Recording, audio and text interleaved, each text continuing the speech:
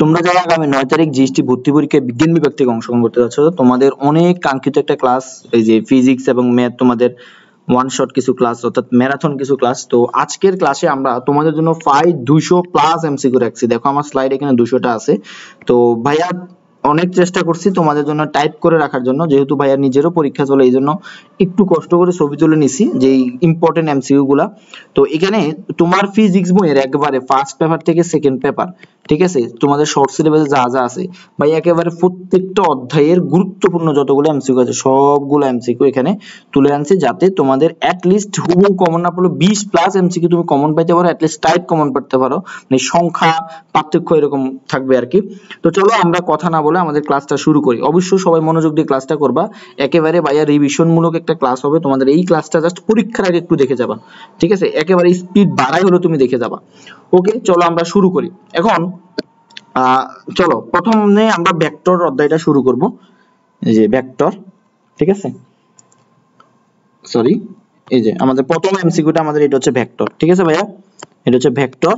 আমি অনেক চেষ্টা করছি তোমাদের টাইপ করার জন্য, কিন্তু ভাইয়ার হাতে সময় নেই, ভাইয়ার পরীক্ষা, সেই হিসেবে আমি ছবি তুলে আনছি আর কি। দেখো প্রথম এমসিকিউটা আমাদের কি বলছে, এ ও বি ভেক্টরের লম্ব বরাবর একক ভেক্টরের রাশিমালা নির্ণয় করো। দেখো এ ও বি, তো তুমি সূত্রটা কি জানো ভাইয়া বলো তো? এই যে এ ক্রস বি সমান সমান হচ্ছে, বলো তো কি, এ বি, এই যে ইটা, ঠিক আছে, এটা হচ্ছে ভেক্টরের মান এবং এটা হচ্ছে ইটা। তাইলে তুমি ইটা হচ্ছে, এই যে ইটা দ্বারা বোঝাই লম্ব একক ভেক্টর, এই যে লম্ব একক ভেক্টর রাশিমালা, এটা লম্ব একক ভেক্টর যেই কথাটা বলবে এটা হচ্ছে তোমার ভাইয়া ইটা, ঠিক আছে। তাহলে ইটা সমান সমান তুমি কি লিখতে পারো? ইটা সমান সমান তুমি লিখতে পারো যে এ ক্রস বি ডিভাইডেড বাই ওই ভেক্টরের মান। আশা করি এটা তোমরা বুঝছো, ঠিক আছে। তাহলে এটা হবে আমাদের আনসার বি। তো চলো আমরা নেক্সটে যাই। নেক্সট এমসিকিউটা আমাদেরকে বলছে, এটা খুবই ইম্পর্টেন্ট একটা এমসিকিউ, এখান থেকে আসতে পারে, ম্যাথ আসবে এখান থেকে, বিশেষ করে যে একটি সামান্তরিকের ক্ষেত্রফল। তাহলে সামান্তরিকের ক্ষেত্রফল হচ্ছে ওই ভেক্টরের কি বলতো, ওই ভেক্টরের ক্রস গুণফলের মডুলাস। এখানে মান হবে আর কি, ধরো দুইটা ভেক্টর দেওয়া আছে, এ একটা ভেক্টর বি একটা ভেক্টর, ওই দুইটা ভেক্টরের যদি ক্রস গুণফল করে মান বের করে, এই যে মডুলাসের মান, তখন তুমি এবার সামান্তরিকের ক্ষেত্রফল, ঠিক আছে, তখন তুমি এভাবে কি ভাইয়া সামান্তরিকের ক্ষেত্রফল। আর যদি তোমাকে যদি ত্রিভুজের ক্ষেত্রফল বলে, কি বলতো, ত্রিভুজের ক্ষেত্রফল হবে তোমার হাফ ইনটু এই যে এটা, হাফ ইনটু এটা, এটা হচ্ছে ত্রিভুজের ক্ষেত্রফল। তো এটা আরেকটা ভালো হয়, এটা হচ্ছে আমরা এখানে লিখে দিচ্ছি তোমাদেরকে, ভিন্ন কালার লিখে দিচ্ছি, এটা ত্রিভুজের ক্ষেত্রফল হয়, মাথায় মনে রাখবা যে ত্রিভুজের ক্ষেত্রফল,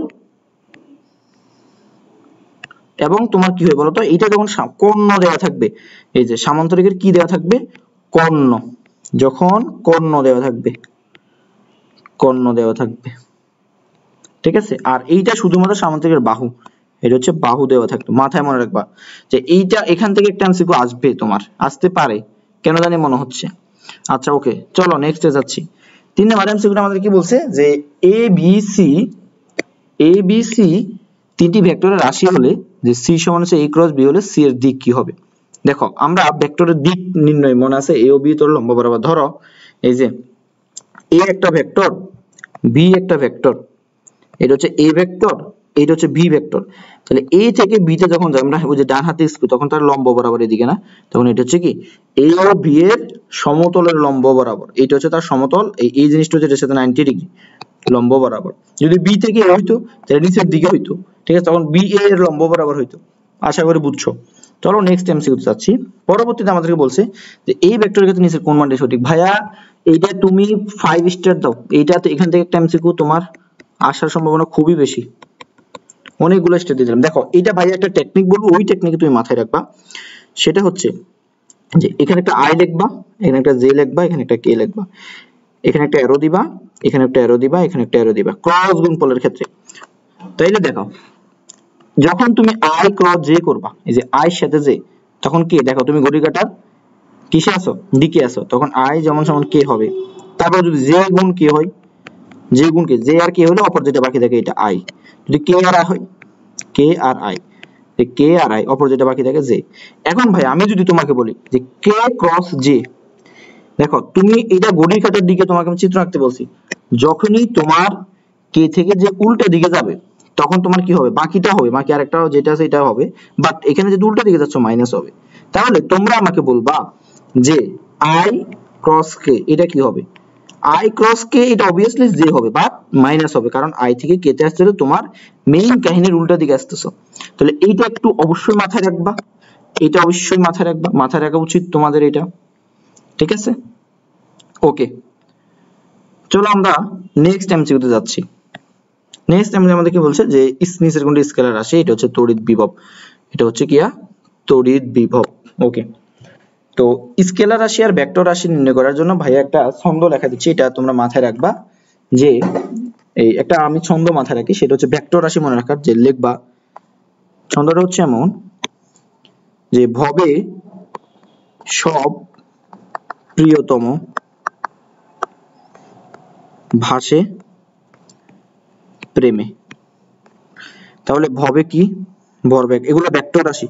তো ভেক্টর রাশি তুমি যদি মাথায় রাখতে পারো, বাকিটা অবশ্যই স্কেলার রাশি, বাকিটা অবশ্যই কি রাশি? ভেক্টর রাশি। এটা হচ্ছে ভরবেগ। তারপরে এটা হচ্ছে ভাইয়া বেগ, সতে সরণ, তারপরে বতে বল, ফ্রি হচ্ছে প্রাবল্য, তারপরে এখানে যে এই অন্তস্থিত এখানে ওজন মনে রাখবা আর কি, এই যে নাটক কম করো ফ্রি, এরকম একটা কথা আছে না, তাহলে এটা এই ফিওটাকে এইভাবে মনে রাখবা, ফিও, এটা হচ্ছে ওজন, ততে ত্বরণ, বাকিটা হচ্ছে ভাইয়া মন্ধন। তারপর ভাতে, ভাতে কি বলতো? ভাতে হবে ভ্রামক, যদি শুধু ভ্রামক বলে, যদি শুধু ভ্রামক বলে এটা কি রাশি? ভেক্টর রাশি। আর যদি জড়তার ভ্রামক বলে, মাথায় মনে মানে খুবই ভালোভাবে মনে রাখবা, যদি জড়তার ভ্রামক বলে, জড়তার ভ্রামক পেছাইবে না, জড়তার ভ্রামক বলে তখন সেটা হবে স্কেলার। এই যে জড়তার ভ্রামক তোমাকে বললে সেটা হবে স্কেলার। ওকে, তাইলে দেখো, আর এখানে যে স আছে, স হচ্ছে কি সান্দ্রতা, সান্দ্রতা। আর প্রেমের, প্রেমে এটা হচ্ছে পৃষ্ঠটান, প্রেমের প্রতি একটা টান আছে না, এটা হচ্ছে মনে রাখবা পৃষ্ঠটান, ওই যে তোমাদের গাঠনিক ধর্মে আছে। আর মত এখানে মহাকর্ষ বল। তাহলে এই কয়টা যদি তুমি মাথায় রাখতে পারো, এগুলো হচ্ছে তোমার ভেক্টর রাশি, এই কয়টা যদি তুমি ভালোভাবে মাথায় রাখতে পারো, বাকিটা হচ্ছে তোমার স্কেলার রাশি। নেক্সট এমসিকিউ আমাদের কি বলে, যে দুটি ভেক্টরের বিপরীত দিকে ক্রিয়া থাকে, লব্ধির মান হবে সর্বনিম্ন। খুবই সহজ, এই যে এইটা একটা ভেক্টর, আবার এইটা একটা ভেক্টর, যদি বিপরীত দিকে থাকে তখন তাদের লব্ধি হবে সর্বনিম্ন। তাহলে এ অথবা বি, যেটা থেকে বড় ছোট। আর যখন মিনিমাম হয় আর কি এটা, আর যখন ম্যাক্সিমাম হবে তখন তোমার কি হবে বলতো? এই যে a প্লাস b হবে। আশা করি এটা আমরা খুবই সহজ এমসিকিউ, এটা আমরা পারি। আচ্ছা, দুই বা ততোধিক ভেক্টর একই তলে কাজ করলে তাদেরকে সমতুল্য ভেক্টর বলে, মনে রাখবা। দুই বা ততোধিক ভেক্টর যখন একই তলে থাকে, যেমন ধরো এই যে এইটা, তাহলে এইটা হচ্ছে ধরো x y z, ধরো এখানে যদি একাধিক ভেক্টর এদিকে এদিকে থাকে, এইদেরকে বলা হবে সমতলীয় ভেক্টর। ধরো এই তলে একটা থাকলো, এইখানে যে তিনটে অ্যারো চিহ্ন দিছি, এগুলোকে বলা হবে x y সমতলে ভেক্টর। আর যখন এই তলে দেওয়া থাকবে তোমার, সেটা হবে y, যেটা কি বলছে zx তলে ভেক্টর, zx তলে। তাহলে অবশ্যই মনে রাখবে একই তলে থাকলে সেটা হচ্ছে সমতলে। পরবর্তী দুটি ভেক্টর পরস্পর লম্ব হলে তাদের ডট গুণফল 0 হয়। তাহলে বাকিটা কি হয়? ক্রস গুণফল হলে তারা, ক্রস গুণফল 0 হলে তারা কি সমান্তরাল। এটা একটু মাথায় রাখবা। ওকে, তারপরে নেক্সট এমসিকিউ আমাদের কি বলে, যে মূল বিন্দুর সাপেক্ষে কোন বিন্দুর অবস্থান নির্ণয়ের জন্য যে ভেক্টরটা অবস্থান ভেক্টর, এটা আমরা জানি সংজ্ঞা থেকে। আচ্ছা, দুইটি ভেক্টর পরস্পর সমান্তরাল হলে কোনটি সঠিক? একটু আগে আমরা বলছিলাম দুইটি ভেক্টর পরস্পর সমান্তরাল হলে তাদের ক্রস গুণফল কি ভাইয়া বলতো? 0। আচ্ছা, এটা একটু ইম্পর্টেন্ট, এটা একটু দেখবা ভালোভাবে। সরি, 12 নাম্বারটা ইম্পর্টেন্ট। 11 নাম্বারটা বলছে নিচের কোনটি দিক রাশি। তো দিক রাশি এখানে ডি নাম্বার অপশনটা দিছে, হ্যাঁ প্রাবল্য। দিক রাশি বলতে কি বোন আছে? দিক রাশি বলতে একটা ভেক্টর রাশি বোঝায়। দিক রাশি বলতে কি ভাই? ভেক্টর রাশি। তাহলে এগুলো অবশ্যই স্কেলার রাশি, কাজ স্কেলার রাশি, স্বকীয় আবেশ গুণাঙ্ক স্কেলার রাশি, এগুলো স্কেলার রাশি। আচ্ছা, নিচে কোনটি বিনিময় সূত্র? বিনিময় সূত্র আমরা তো এটা জানি, এই যে ধরো a প্লাস b, এইটাকে তুমি যদি লেখো যে b প্লাস a, এটা হবে তোমার বিনিময় সূত্র। নেক্সট এমসিকিউ থেকে বলছে, কোন ভেক্টরের শীর্ষবিন্দু পাদবিন্দু একই হলে নাল ভেক্টর বা এটাকে আরেকটা নাম বলা হয়, সেটা হচ্ছে ভাইয়া শূন্য ভেক্টর। তো এখন যদি বলো ভাইয়া সব দিকে থিওরি, তো ম্যাথও করাবো, কয়েকটা অসুবিধা নেই, আমাদের ম্যাথ যা যা আসতে পারে। আচ্ছা, কোন ভেক্টরের নিচের কোন ভেক্টরের দিক নির্দিষ্ট নয়, সেটা হচ্ছে শূন্য ভেক্টরের দিক নির্দিষ্ট নয়, তো কোনো দিকে নেই।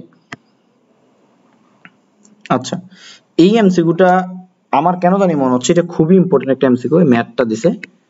কি বলছে একটু লক্ষ্য করবা, যে তিনটি ভেক্টর এ বি সি যাদের মান যথাক্রমে 4 3 4 5 দেওয়া আছে, তারপর a plus B plus C সমান হচ্ছে তোমার 0। আচ্ছা, তারপরে সি ক্রস এ এর মান হলে এটার মান কত? দেখো এইটা তুমি কিভাবে সলভ করবা,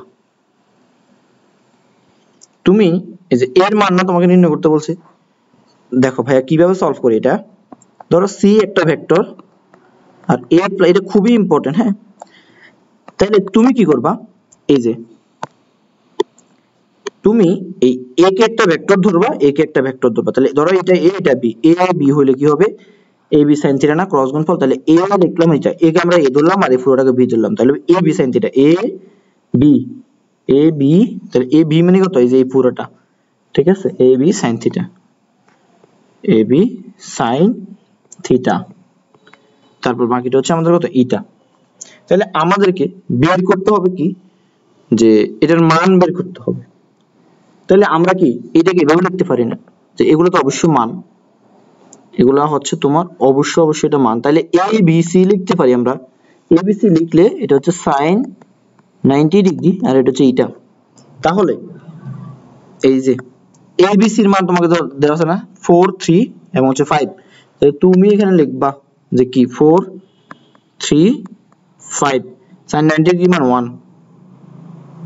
তা এগুলো হচ্ছে যেহেতু মান বোঝায়, তাহলে এটার মান হচ্ছে 1, তখন এটা উঠে যাবে। তাহলে দেখো এটা যদি গুণ করো 3 4 12, 5 12 হচ্ছে 60, দেখো 60 তোমার অপশনে আছে।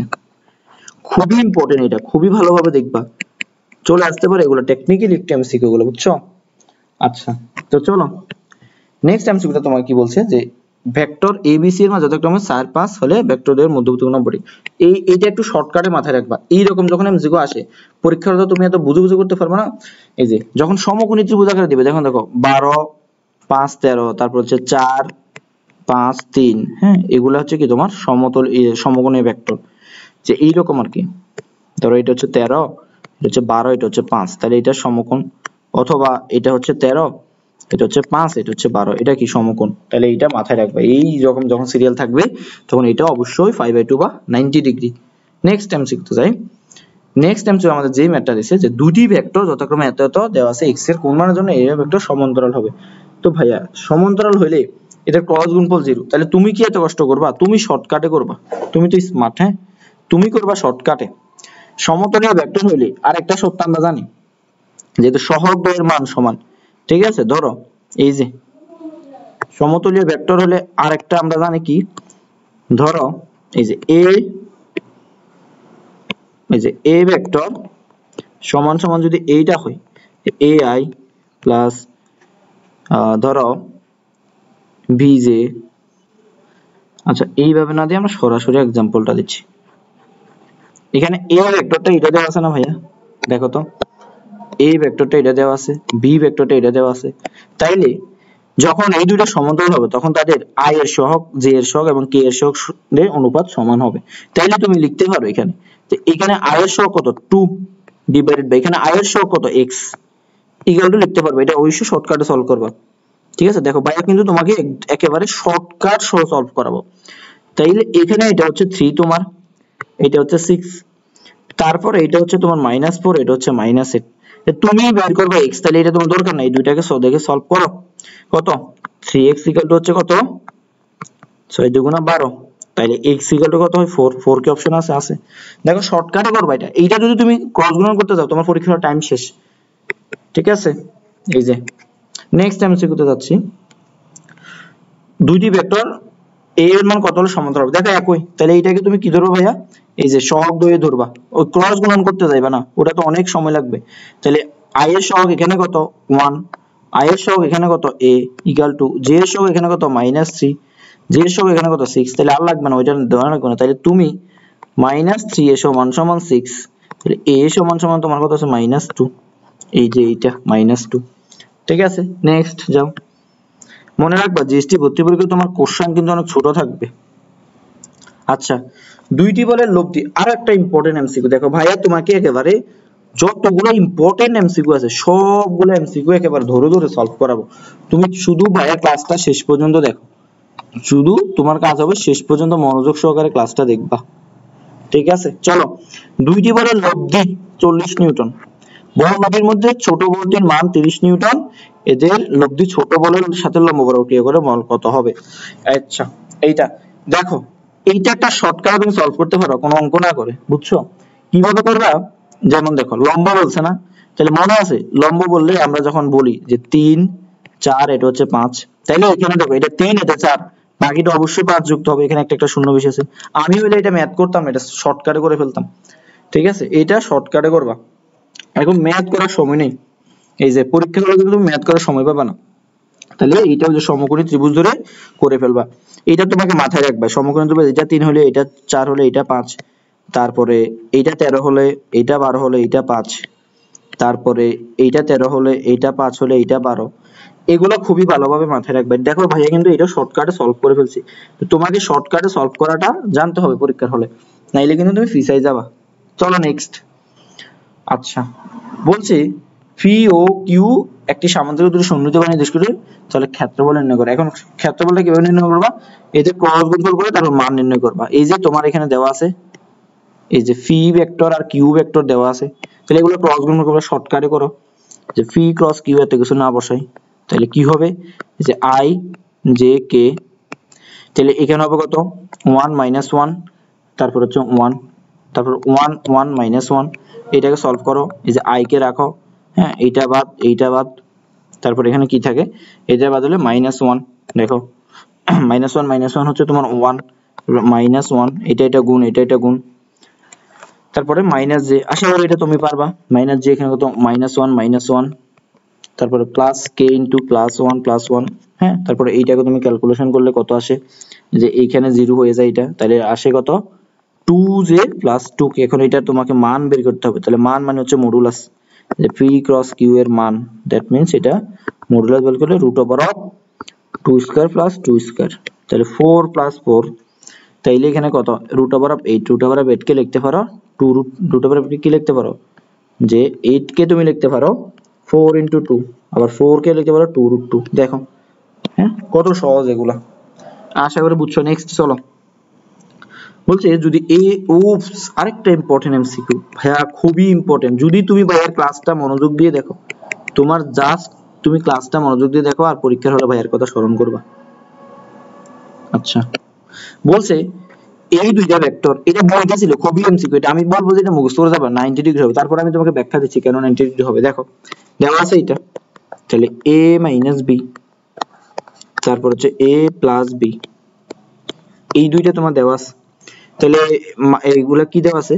আচ্ছা, তুমি কি করবা? উভয় পক্ষকে বর্গ করবা, বর্গ এখানে করা লাগবে।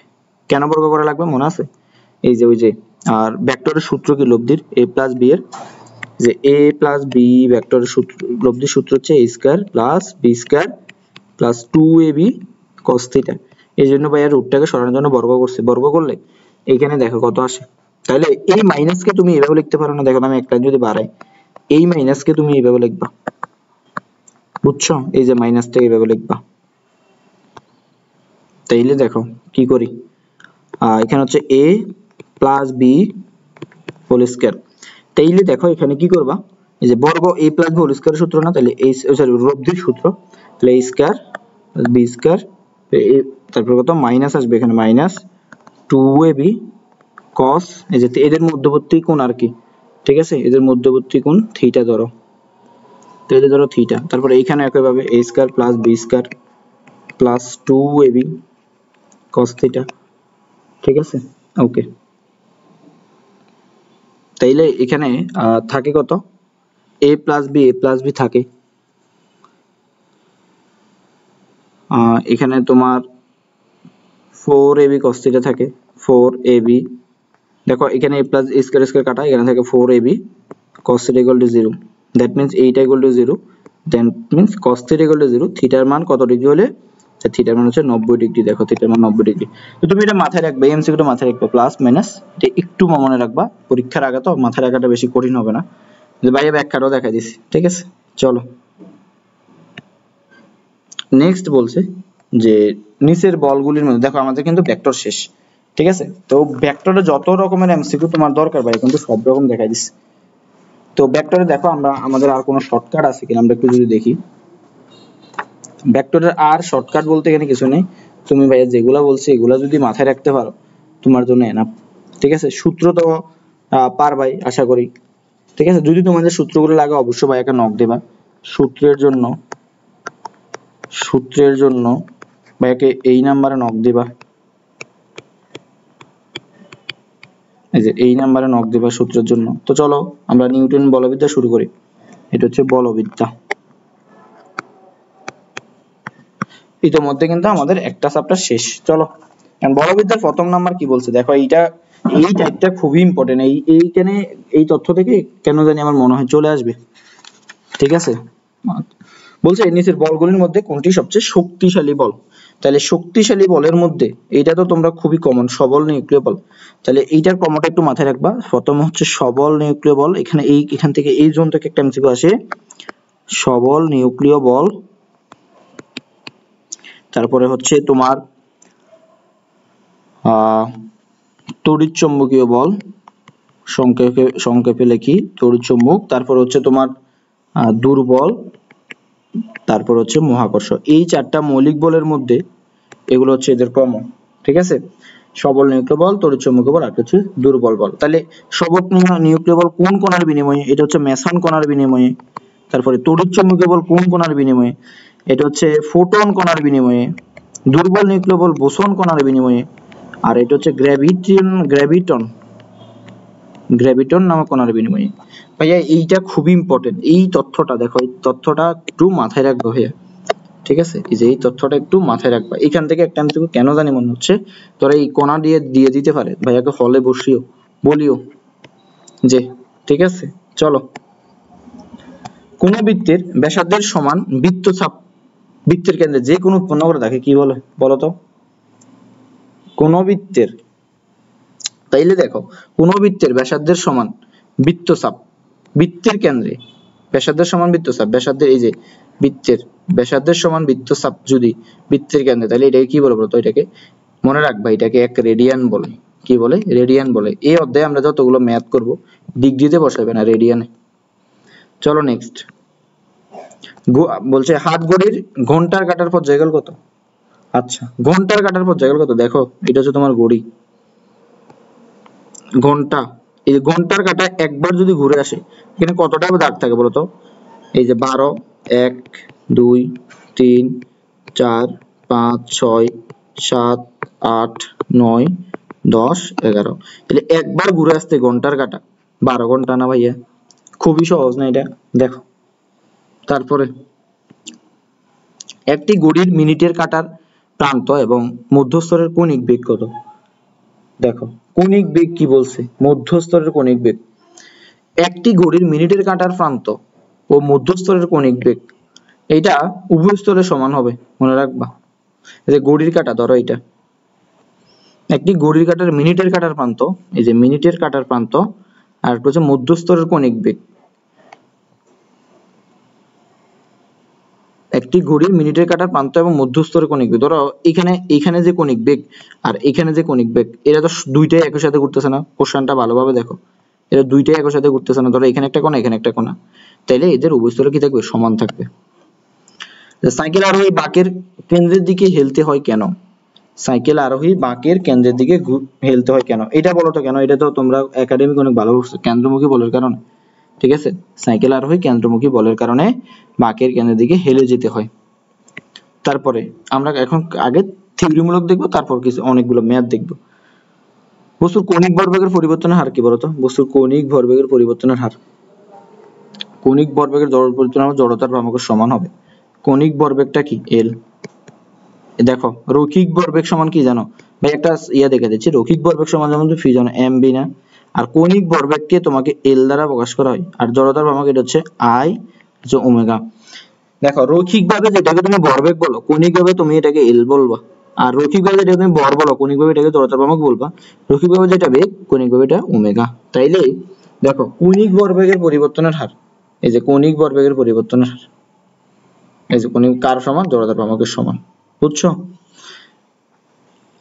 আবার তোমার রৈখিক ভরবেগের পরিবর্তনের হার কি? এই যে রৈখিক ভরবেগের পর mv - mu, এটা কার, বলের সমান না? এই যে এটা হচ্ছে রৈখিকটা, এটা হচ্ছে কৌণিকটা। বলছে নিচের কোনটি জড়তার ভ্রামকের একক? জড়তার ভ্রামক এর একক কি ভাইয়া বলো তো? I = mk স্কয়ার সূত্র। তাহলে m হচ্ছে তোমার কেজি, আর k মানে মিটার, মানে kg metre square. Kg metre square কোথায় আছে? ডি নাম্বার আছে। ঠিক আছে? তারপরে বলছে কৌণিক ত্বরণের একক কি? দেখো কৌণিক ত্বরণের একক, এইটা যদি না পারো এটা তো দুঃখজনক। কৌণিক ত্বরণের একক হবে রেডিয়াস পার সেকেন্ড স্কয়ার। ঠিক আছে? দেখো কিভাবে বলি আমরা কৌণিক ত্বরণ, যে আলফা সমান সমান ওমেগা বাই টি। ঠিক আছে? তো ওমেগা হচ্ছে তোমার রেডিয়ান পার সেকেন্ড, আর এইটাও সেকেন্ড, তাহলে রেডিয়ান, এই যে পার সেকেন্ড, এই পার সেকেন্ড উপর উঠবে, তখন radian per second square, square হয়ে যাবে আর কি। আশা করি এটা বুঝছো। তো নেক্সটে যাই চলো। কৌণিক ভরবেগের মাত্রার সমীকরণ কোনটি? কৌণিক ভরবেগের মাত্রার সমীকরণ, ভেরি গুড। কৌণিক, এটা ইম্পর্টেন্ট ভাইয়া। দেখো কৌণিক ভরবেগের মাত্রার সমীকরণ, এটা এমবিএসটি তে মনে হচ্ছে একবার আসছে, যেহেতু এমবিএসটি ভর্তি পরীক্ষা এবার করবে, তাহলে এল সমান সমান কি লিখবা? এল সমান সমান লিখবা তুমি আর ইনটু ফি। তাইলে ভাইয়া আর ইনটু ফি, তুমি আর সমান সমান কি বলো তো ভাইয়া? লেন্থ না দৈর্ঘ্য না এটা, আর ফি মানে কি? ভরবেগ। তাহলে এম এল 3/1।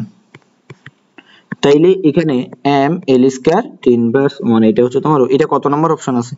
এম এল স্কয়ার 3/1, এক নম্বর অপশন আছে। ঠিক আছে? দেখো মাত্রা মনে মুখস্থ করা দরকার নেই, মাত্রা থেকে একটা এমসিকিউ আসবে, এটা মাথায় রাখবা। যখন তোমাকে দৈর্ঘ্য বলবে তখন এল, যখন সময় বলবে তখন এই যে টি, হ্যাঁ, তারপর যখন ভর বলবে তখন ভর আছে একটা এম দিবা। এই তিনটা মাথায় রাখলে তোমার মাত্রা আসলে ব্যাপার না, মুখস্থ করার দরকার নেই। আচ্ছা টর্কের মাত্রা কি? দেখো মাত্রাগুলো কেন দিছি ভাইয়া, আমার কেন জানি মনে হচ্ছে মাত্রা থেকে একটা কোশ্চেন আসবে। টর্কের মাত্রা, টর্কের মাত্রা তো তোমার টি টাউ ইকুয়াল টু কত? I alpha. ঠিক আছে? Tau equal to I alpha. তাহলে আই আলফা হইলে এটার মাত্রা কত হবে বলো তো? এটা একটু মাথায় রাখবা, যে M L square 3/2, M L square 3/2। আচ্ছা এফ সমান, আচ্ছা টাউকে যদি তুমি রৈখিকভাবে চিন্তা করো ভাইয়া, এফ সমান সমান কত? M A. ঠিক আছে? এফ সমান সমান কত? M A. এই যে এটা হচ্ছে কৌণিক বল, টাউকে আবার কৌণিক বল বলে, আর এটা হচ্ছে আই, এটা হচ্ছে আলফা। তাহলে এইটা একটু মাথায় রাখবা, টর্কের মাত্রা এম এল স্কয়ার 3/2। তাইলে বলছে নিচের কোনটা অসংরক্ষণশীল বল? দেখো যেই সব বল সংরক্ষণশীল নয়, এটা হচ্ছে ঘর্ষণ বল। ঠিক আছে? তোমরা অবশ্যই অনেক বেশি পড়ছো, এইগুলা দিয়ে দিবে আর কি, বুঝছো? যে ঘর্ষণ বল কোনটা, অসংরক্ষণশীল বল। থিওরিটিক্যাল কোশ্চেন যদি তুমি না আনসার করতে পারো এটা দুঃখজনক, এবং তুমি কিন্তু ফিসে যাবা। বলতে ভবিষ্যৎ থেকে কোনো বস্তুর ভর 1 কেজি, পৃথিবীর কেন্দ্রে ভর কত হবে? বলো পৃথিবীর কেন্দ্রে ভর কত হবে? ভর কি পরিবর্তন হয় ভাইয়া? দেখো পরীক্ষার উত্তর দিতে হবে না, দেখো তুমি এখন কিন্তু, আমি জানি অনেকে ম্যাথ করা শুরু করছো আমার কোশ্চেন দেখে, ভর 1 কেজি হবে, ভর নো সেন্স। ঠিক আছে? 9 10 থেকে এই কথাটা আমরা জানি, ভর নো সেন্স। আচ্ছা কোন কণার বিনিময়ে তড়িৎচুম্বকীয় বল? দেখো ভাই একটা তোমাদেরকে লিখেছিলেন যে ফোটন, দেখো আমি দেখা দেব কোথায় লেখাইছি এটা, একটা মিনিট সময় দাও।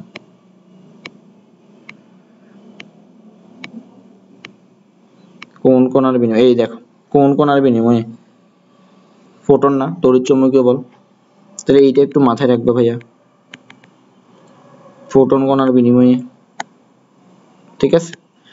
আচ্ছা বল ও বলের ক্রিয়াকালের গুণফলকে কি বলে? বল ও বলের ক্রিয়াকাল বলের ঘাত বলে। ঠিক আছে? বলের ঘাত, এই যে বল F * T। বলের ঘাতকে আরেকটা ভাবে প্রকাশ করা যায়, এটা হচ্ছে ভরবেগের পরিবর্তন, mv - mu। এই দুইটা ভাগে বলের ঘাতকে প্রকাশ করা যায়। এখান থেকে একটা ম্যাথ আসতে পারে, ম্যাথটা আসলে সূত্রই দিয়ে আসবে আর কি, বুঝছো? তাহলে এখান থেকে এই সংগঠিত, দেখো এখান থেকে যদি একটা ম্যাথ তুমি না পাও আমাকে বলো, যে mv = ft। ঠিক আছে? তোমাকে কি করবে ওনারা, এই যে এখান থেকে f বের করতে বলবে বা t বের করতে বলবে, বাকি সব দেওয়া থাকবে। তাহলে এখান থেকে একটা ম্যাথ আসার সম্ভাবনা আছে, ম্যাথ আসবে।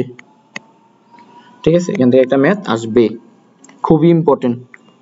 স্টার্ট দিলাম, নেক্সটে যাই। একটি চাকার ভর 10 কেজি, চক্রগতি বেসার্ধ এত, জড়তার ভ্রামক কত? এখন দেখো জড়তার ভ্রামক তোমাকে বের করতে বলছে, তো জড়তার ভ্রামক I = তুমি কি জানো? এই যে i equal to mr square. বস্তুর ভর কত 10, তারপরে r কত 0.5, তাহলে এইটাকে তুমি গুণ করো কত আসে 2.5। 2.5 কত কোথায় আসে b। নেক্সট চলো, ইম্পর্টেন্ট এমসিকিউ, খুবই ইম্পর্টেন্ট আসবে, ঠিক আছে 100% ইম্পর্টেন্ট এটা। দেখো ভাইয়ার এখান থেকে যদি না আসে তুমি পরীক্ষা দিয়ে আসি ভাইয়াকে একটু বলিও যে একটি রাস্তা 500 মিটার ব্যাসার্ধে একটা বাঁক নিচ্ছে, তাহলে r সমান সমান জানলাম ওই স্থানের রাস্তাটি 5 মিটার চওড়া, ওই স্থানের রাস্তাটি কত মিটার চওড়া 5 মিটার চওড়া। ওকে, তারপরে এর ভিতরে কিনারা হতে বাইরে কিনারা 0.6 মিটার উঁচু, তাহলে h উঁচু। আচ্ছা, সর্বোচ্চ কত বেগে গেলে ওই বেগ নিরাপদে চলবে, তাইলে আমরা একটা সূত্র জানি না যে tan theta equal to b square by rg আবার h বাই x। তাইলে এখান থেকে তোমাকে কি বের করতে হবে, এই দুইটা সম্পর্ক দিয়ে তুমি বিটা বের করবা। তাইলে দেখো বিটা বের করো যে এখানে b square by rg, r এর মান কত, এই যে কত মিটার, একটি রাস্তা 50 মিটার ব্যাসার্ধে, এখানে কি কোশ্চেনে ভুল আছে, আচ্ছা কোশ্চেনে এখানে 60 মিটার হবে, বুঝছো, এটা কোশ্চেনে 60 মিটার, জি হচ্ছে 9.8, তারপরে তুমি বের করবে এখানে কত বেগের মান, h বাই x হচ্ছে তোমার 0.5। আচ্ছা, তাহলে এখানে এই h হচ্ছে কত ভাইয়া, দাঁড়া আমি একটু গুণ করে দিচ্ছি, যে 5 ডিভাইডেড বাই, ক্যালকুলেটর কই, calculator 5 divided by 0.5, sorry 0.5 divided by 5। আচ্ছা, তাইলে h এর মান কত বলো তো, যে কত মিটার উঁচু ভাইয়া 0.5, আর এখানে x কত মিটার চওড়া 5, তাহলে এখান থেকে তুমি যদি b ক্যালকুলেট করো, আচ্ছা এটা যেহেতু তোমার গুচ্ছ আসবে তাহলে ক্যালকুলেশনটা তুমি কিভাবে করবা, এই সরি ক্যালকুলেশনটা তুমি কিভাবে করবে দেখো, তাহলে এটাকে এটা দ্বারা গুণ করলে, সরি এই যে এইটাকে এটা দ্বারা গুণ ভাগ করলে 0.5, এটা আছে 0.1, তার মানে b স্কয়ার সমান সমান 60 ডিভাইডেড বাই 9.8। হ্যান্ড ক্যালকুলেশনটা কিভাবে করবা ভাই একটু দেখো, তারপর 0.1, তাইলে তুমি এখানে b স্কয়ার সমান সমান 60 গুণ এই যে 98 কে তুমি লিখতে পারো ধরো 10 ধরো আর কি তোমার সুবিধার্থে, তারপর এখানে 0.1 কে লিখতে পারো 1/10, তাহলে 10 10 কাটা, তাহলে b স্কয়ার সমান হচ্ছে 60। দেখো হ্যান্ড ক্যালকুলেশন কত সহজ।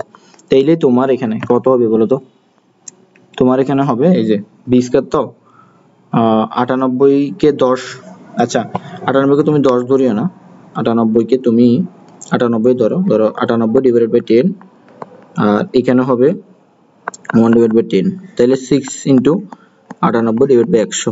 তাহলে এইটা দেখো, এইটা 98 ডিভাইড বাই 100 মনে মনে ক্যালকুলেশন করলে কত আসে বলো তো, মানে যদি এখানে 100 বাই 100 থাকতো ভাই ক্যালকুলেশনটা দেখো 100 বাই 100 তে তাহলে 1 হইতো, তাহলে এখানে 1 এর থেকে কিছুটা কম না, অর্থাৎ 60 এর সাথে গুণ দিলে 60 থেকে কিছুটা কম, তো 60 থেকে কিছুটা কম গুণ দিলে তুমি দেখবে এখানে 50 এর কাছাকাছি হবে, সামথিং 50 এর কাছাকাছি হবে।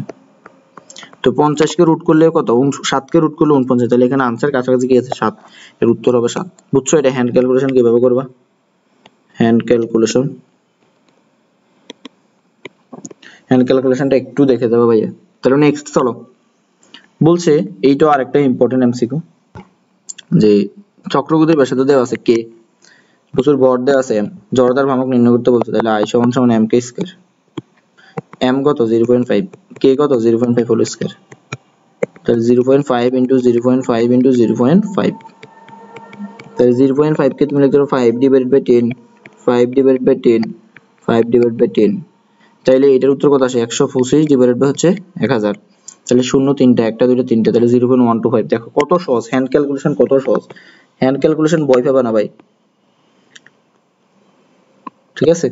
চলো নেক্সটে যাই, আজকে তোমাদের জন্য একেবারে সবগুলো এমসিকিউ ভাইয়া সলভ করাবো, ঠিক আছে, তো ভাইয়া অবশ্যই সাথে থাকবা, ঠিক আছে।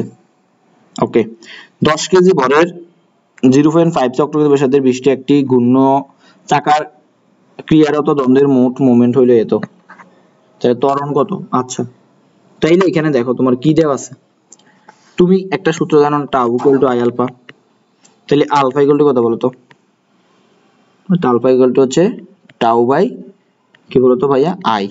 তাহলে তুমি এখানে কি বের করবা, তুমি এখানে বের করবা এই যে কৌণিক ত্বরণটা বের করতে বলছে তোমাকে, সরি, তাহলে তুমি এখানে বের করবা যে আলফা ইকুয়াল টু,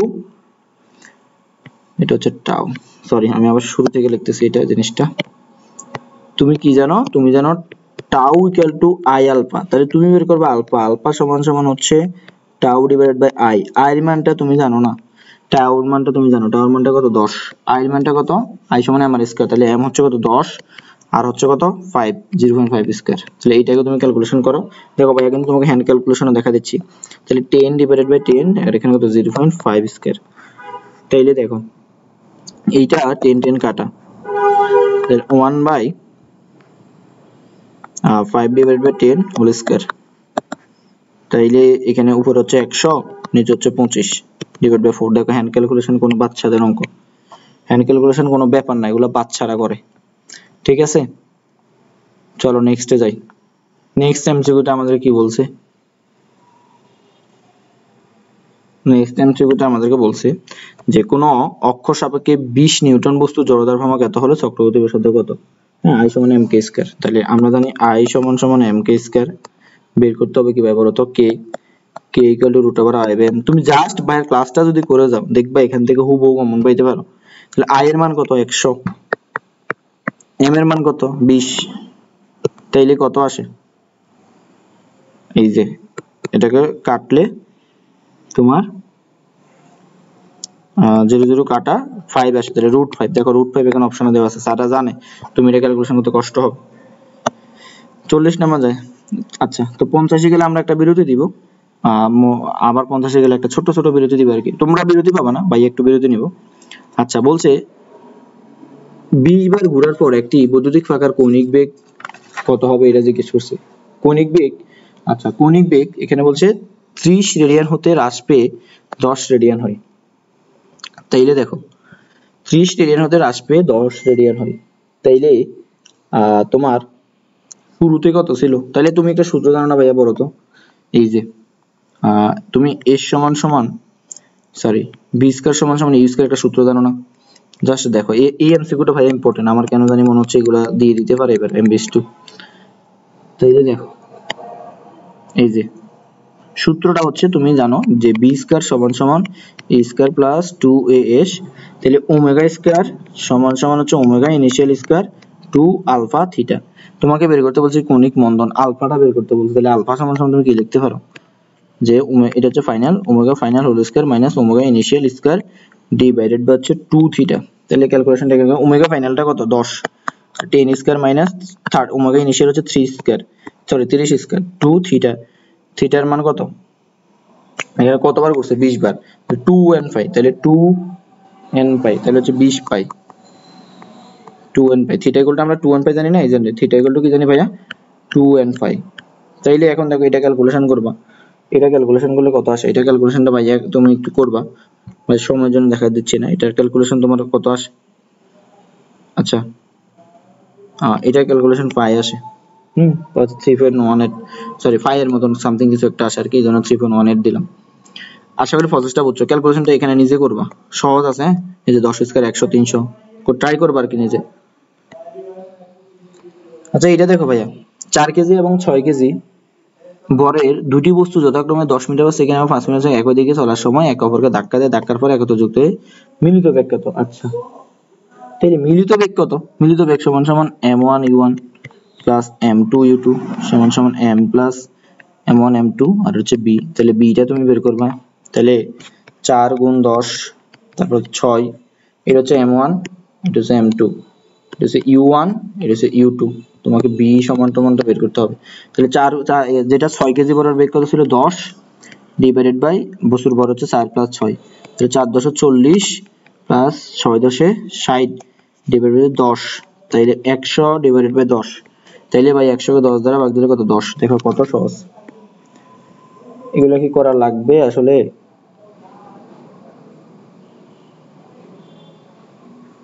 এগুলো কি করা লাগবে বলছে। দেখো দিকে চললে অপর ধাক্কা দিলে ধাক্কার পরে কত যুক্ত কত। আচ্ছা ভাই এখানে একটা মিস্টেক আছে, মিস্টেকটা হইলো তোমার যেহেতু এখানে বলছে যে দুইটি বস্তু যেমন 10 এবং 5, হ্যাঁ 10 এবং 5, তাহলে 10 এবং 5 হইলে এইটা যদি 5 হয় 30, তাহলে 30 এটা যদি 30 হয় তাহলে 70 কে তুমি যখন 10 দ্বারা ভাগ দেবা 7, ঠিক আছে, তাইলে এটার উত্তর হচ্ছে 7। ভাই একটু ইনফরমেশন বলে লিখছিলাম। তাহলে চলো নেক্সট এমসিকিউ তে যাচ্ছি। সেটা হচ্ছে যে 900 কেজি বরের একটি ট্রাক ঘন্টায় 60 কিলোমিটার বেগে চলছে, ব্রেক সেভে ট্রাকটি 50 মিটার দূরে থামানো হলো। এটা ইম্পর্টেন্ট টাইপ এমসিকিউ। তাহলে দেখো এটা যে বস্তুর ভর হচ্ছে 900 কেজি, একটি ট্রাক ঘন্টায় 60 কিলোমিটার বেগে যাচ্ছে, তাহলে তুমি এটাকে মিটার পার সেকেন্ড নিতে পারবা। তাহলে 60 ইনটু কত হবে 1000 ডিভাইডেড বাই 3600, এইটাকে নিবে তুমি। আচ্ছা তাহলে 60 এখানে ডেটা কাটা, তাইলে এখানে আসে কত 636,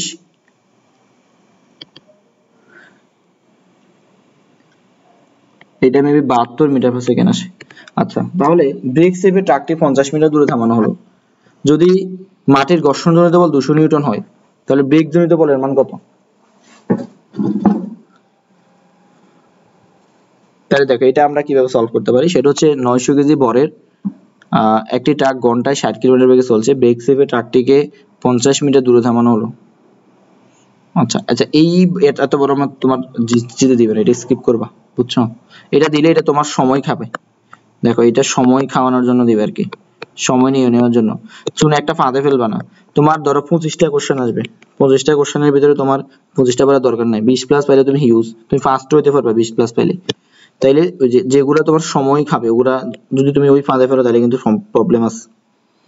আচ্ছা তাহলে 43 নাম্বারটা বলো। দেখো যে একটি স্যাটেলাইটের ঘূর্ণনের সময়কাল হচ্ছে টি, তারপরে এর গতিশক্তির সমানুপাতিক হলো, ঠিক আছে? ওর গতিশক্তির একটি স্যাটেলাইটের ঘূর্ণনের সময়কাল টি, এর গতিশক্তির সমানুপাতিক হলো 1/t, মাথায় রাখবা।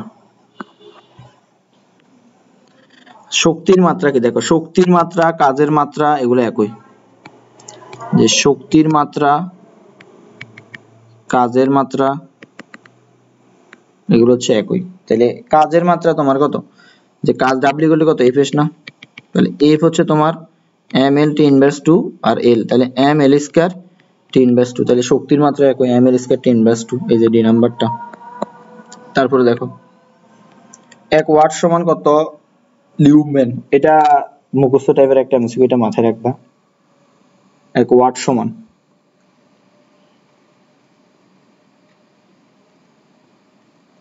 এইটা কোন, ও আচ্ছা আমরা মেবি কাজ ক্ষমতা শক্তি চলে আসছি না, আমার খবর নাই। আচ্ছা আমরা এখান থেকে দেখো কাজ ক্ষমতা শক্তি চলে আসছে, তাহলে কাজ ক্ষমতা শক্তি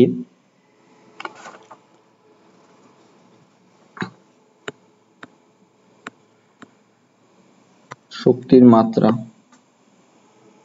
আচ্ছা এইটা মেবি 620 হবে ভাই, একটু শিওর হয়ে তোমাকে বলে দিচ্ছি দাঁড়াও।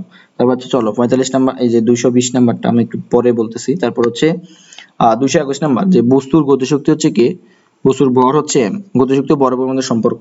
আচ্ছা তাইলে k সমান সমান কি জানো, পি স্কয়ার বাই 2 ওহম, তুমি জানো না পি স্কয়ার বাই 2 ওহম কত, এই যে এটা অবশ্যই ভালোভাবে মাথায় রাখবে। এখান থেকে একটা পার্সেন্টেজ অঙ্ক আসবে, যে এটা এই সূত্র দিয়ে অঙ্কগুলো দেখে যাবে, ম্যাথ এই সূত্রের ম্যাথ একটা আসবে ভাইয়া শিওর, এই সূত্রে একটা ম্যাথ আসবে শিওর। তারপর হচ্ছে নিচের কোনটি জোড়া জোড়াই কাজ করে, এটা তো আমরা জানি কি কাজ এবং শক্তি। তারপরে কেন্দ্রমুখী বল দ্বারা কৃত কাজ হচ্ছে শূন্য, এটা সবাই জানে একাডেমিক থেকে। একজন মানুষের ক্ষমতা কত, হ্যাঁ এটা কোন ধরনের কোশ্চেন গুলো, একজন মানুষের ক্ষমতা,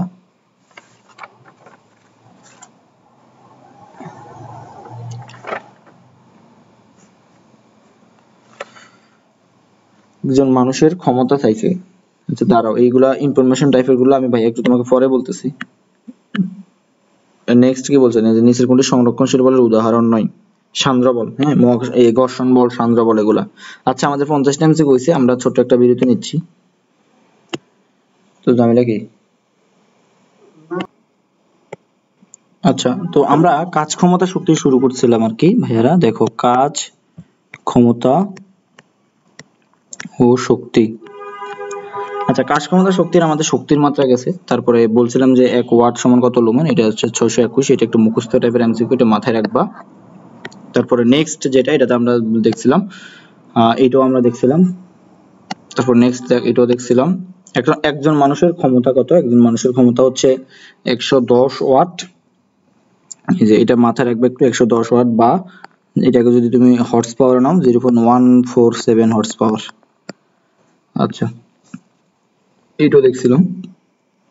আচ্ছা 1100 অশ্ব ক্ষমতা কত, এটা তো একদম বাচ্চাদের পড়াশোনা, 746 জুল পার সেকেন্ড। আচ্ছা এইটা দেখো, এইটা ভাইয়া ইম্পর্টেন্ট, হ্যাঁ এইটা তোমার জিএসটির জন্য খুবই ইম্পর্টেন্ট। একটি বস্তু সরল পথে এত বিন্দু থেকে এত বিন্দু গেল, বস্তুর উপর ক্রিয়াশীল বল এত হলে কাজ কত হবে? আচ্ছা কাজ সমান সমান কত, W into F into S বা সরণ। তাহলে F এর মানটা তোমার দেওয়া আছে যে 4i মাইনাস 3j তারপর 4k, দেন তুমি সরণ বের করবা এই বিন্দু থেকে এই বিন্দু, তাহলে ভেক্টর অনুযায়ী সরণ, তাহলে তিনটা স্থানাঙ্ক ব্যবস্থায়, তাহলে সরণ ভেক্টর হবে তোমার এই যে 3 থেকে 3 গেলে কত 0i, তারপরে 0 থেকে 3 গেলে কত মাইনাস 3j, তারপরে 0 থেকে 0 গেলে কত 0k, তার মানে এখানে হবে তোমার শুধু মাইনাস 3j। তাহলে এগুলো যদি ডট গুণফল করো মাইনাস মাইনাসে প্লাস 3 থেকে 9 হয়, তাহলে 9 কি তোমার উত্তর আছে? আচ্ছা 227 নম্বর এমসিকিউ তোমার তো মাইনাস 9 জুল হয় আর কি।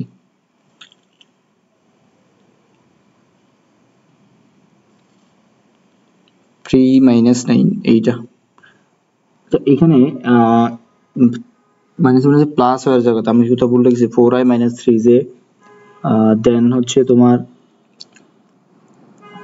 এখানে 3 থেকে 3 গেলে 0, 0 থেকে 3 গেলে মাইনাস 3, আর এখানে মাইনাস 3 তো আসার কথা, যদি এই পাশ থেকে বাদ দিছে মেবি, হ্যাঁ এই পাশ থেকে বাদ দিচ্ছে, আচ্ছা অসুবিধা নেই এখানে, তাহলে প্লাস 9 এ আসে, তাহলে এই যে 9টা হচ্ছে উত্তর, এই পাশ থেকে বাদ দিলে এই যে তোমার এখানে এটা 3 প্লাস 3 আসে আর কি। চলো নেক্সটে যাই। আচ্ছা এখানে আমাদেরকে বলছে যে 5 কেজি বরের একটি বোমা হতে ভূমি হতে 1 কিলোমিটার উঁচুতে অবস্থিত একটি বিমান থেকে ফেলে দেওয়া হলে ভূমি স্পর্শ করার পরিমাণ গতিশক্তি কত? তাহলে দেখো এই যে এইটা হচ্ছে 1 কিলোমিটার উঁচুতে একটি বিমান থেকে ফেলে দেওয়া হলে ভূমি স্পর্শ, দেখো এখানে গতিশক্তি চাইছে ভাইয়া, আমরা জানি শক্তি সংরক্ষণশীলতা নীতি অনুযায়ী এখানে বিভব শক্তি যায়, এখানে গতিশক্তি তা না, শক্তি সংরক্ষণশীলতা অনুযায়ী, তাহলে আমরা ইফি বের করলে এখানে গতিশক্তিটা বের করতে হবে, তুমি একটু ট্যাকটিক্যালি চিন্তা করতে হবে। তাহলে ইফির মান কত mgh, তাহলে m এর মান কত 0.5 9.8 আর হচ্ছে 1 কিলোমিটার, তার মানে হচ্ছে 1000 মিটার।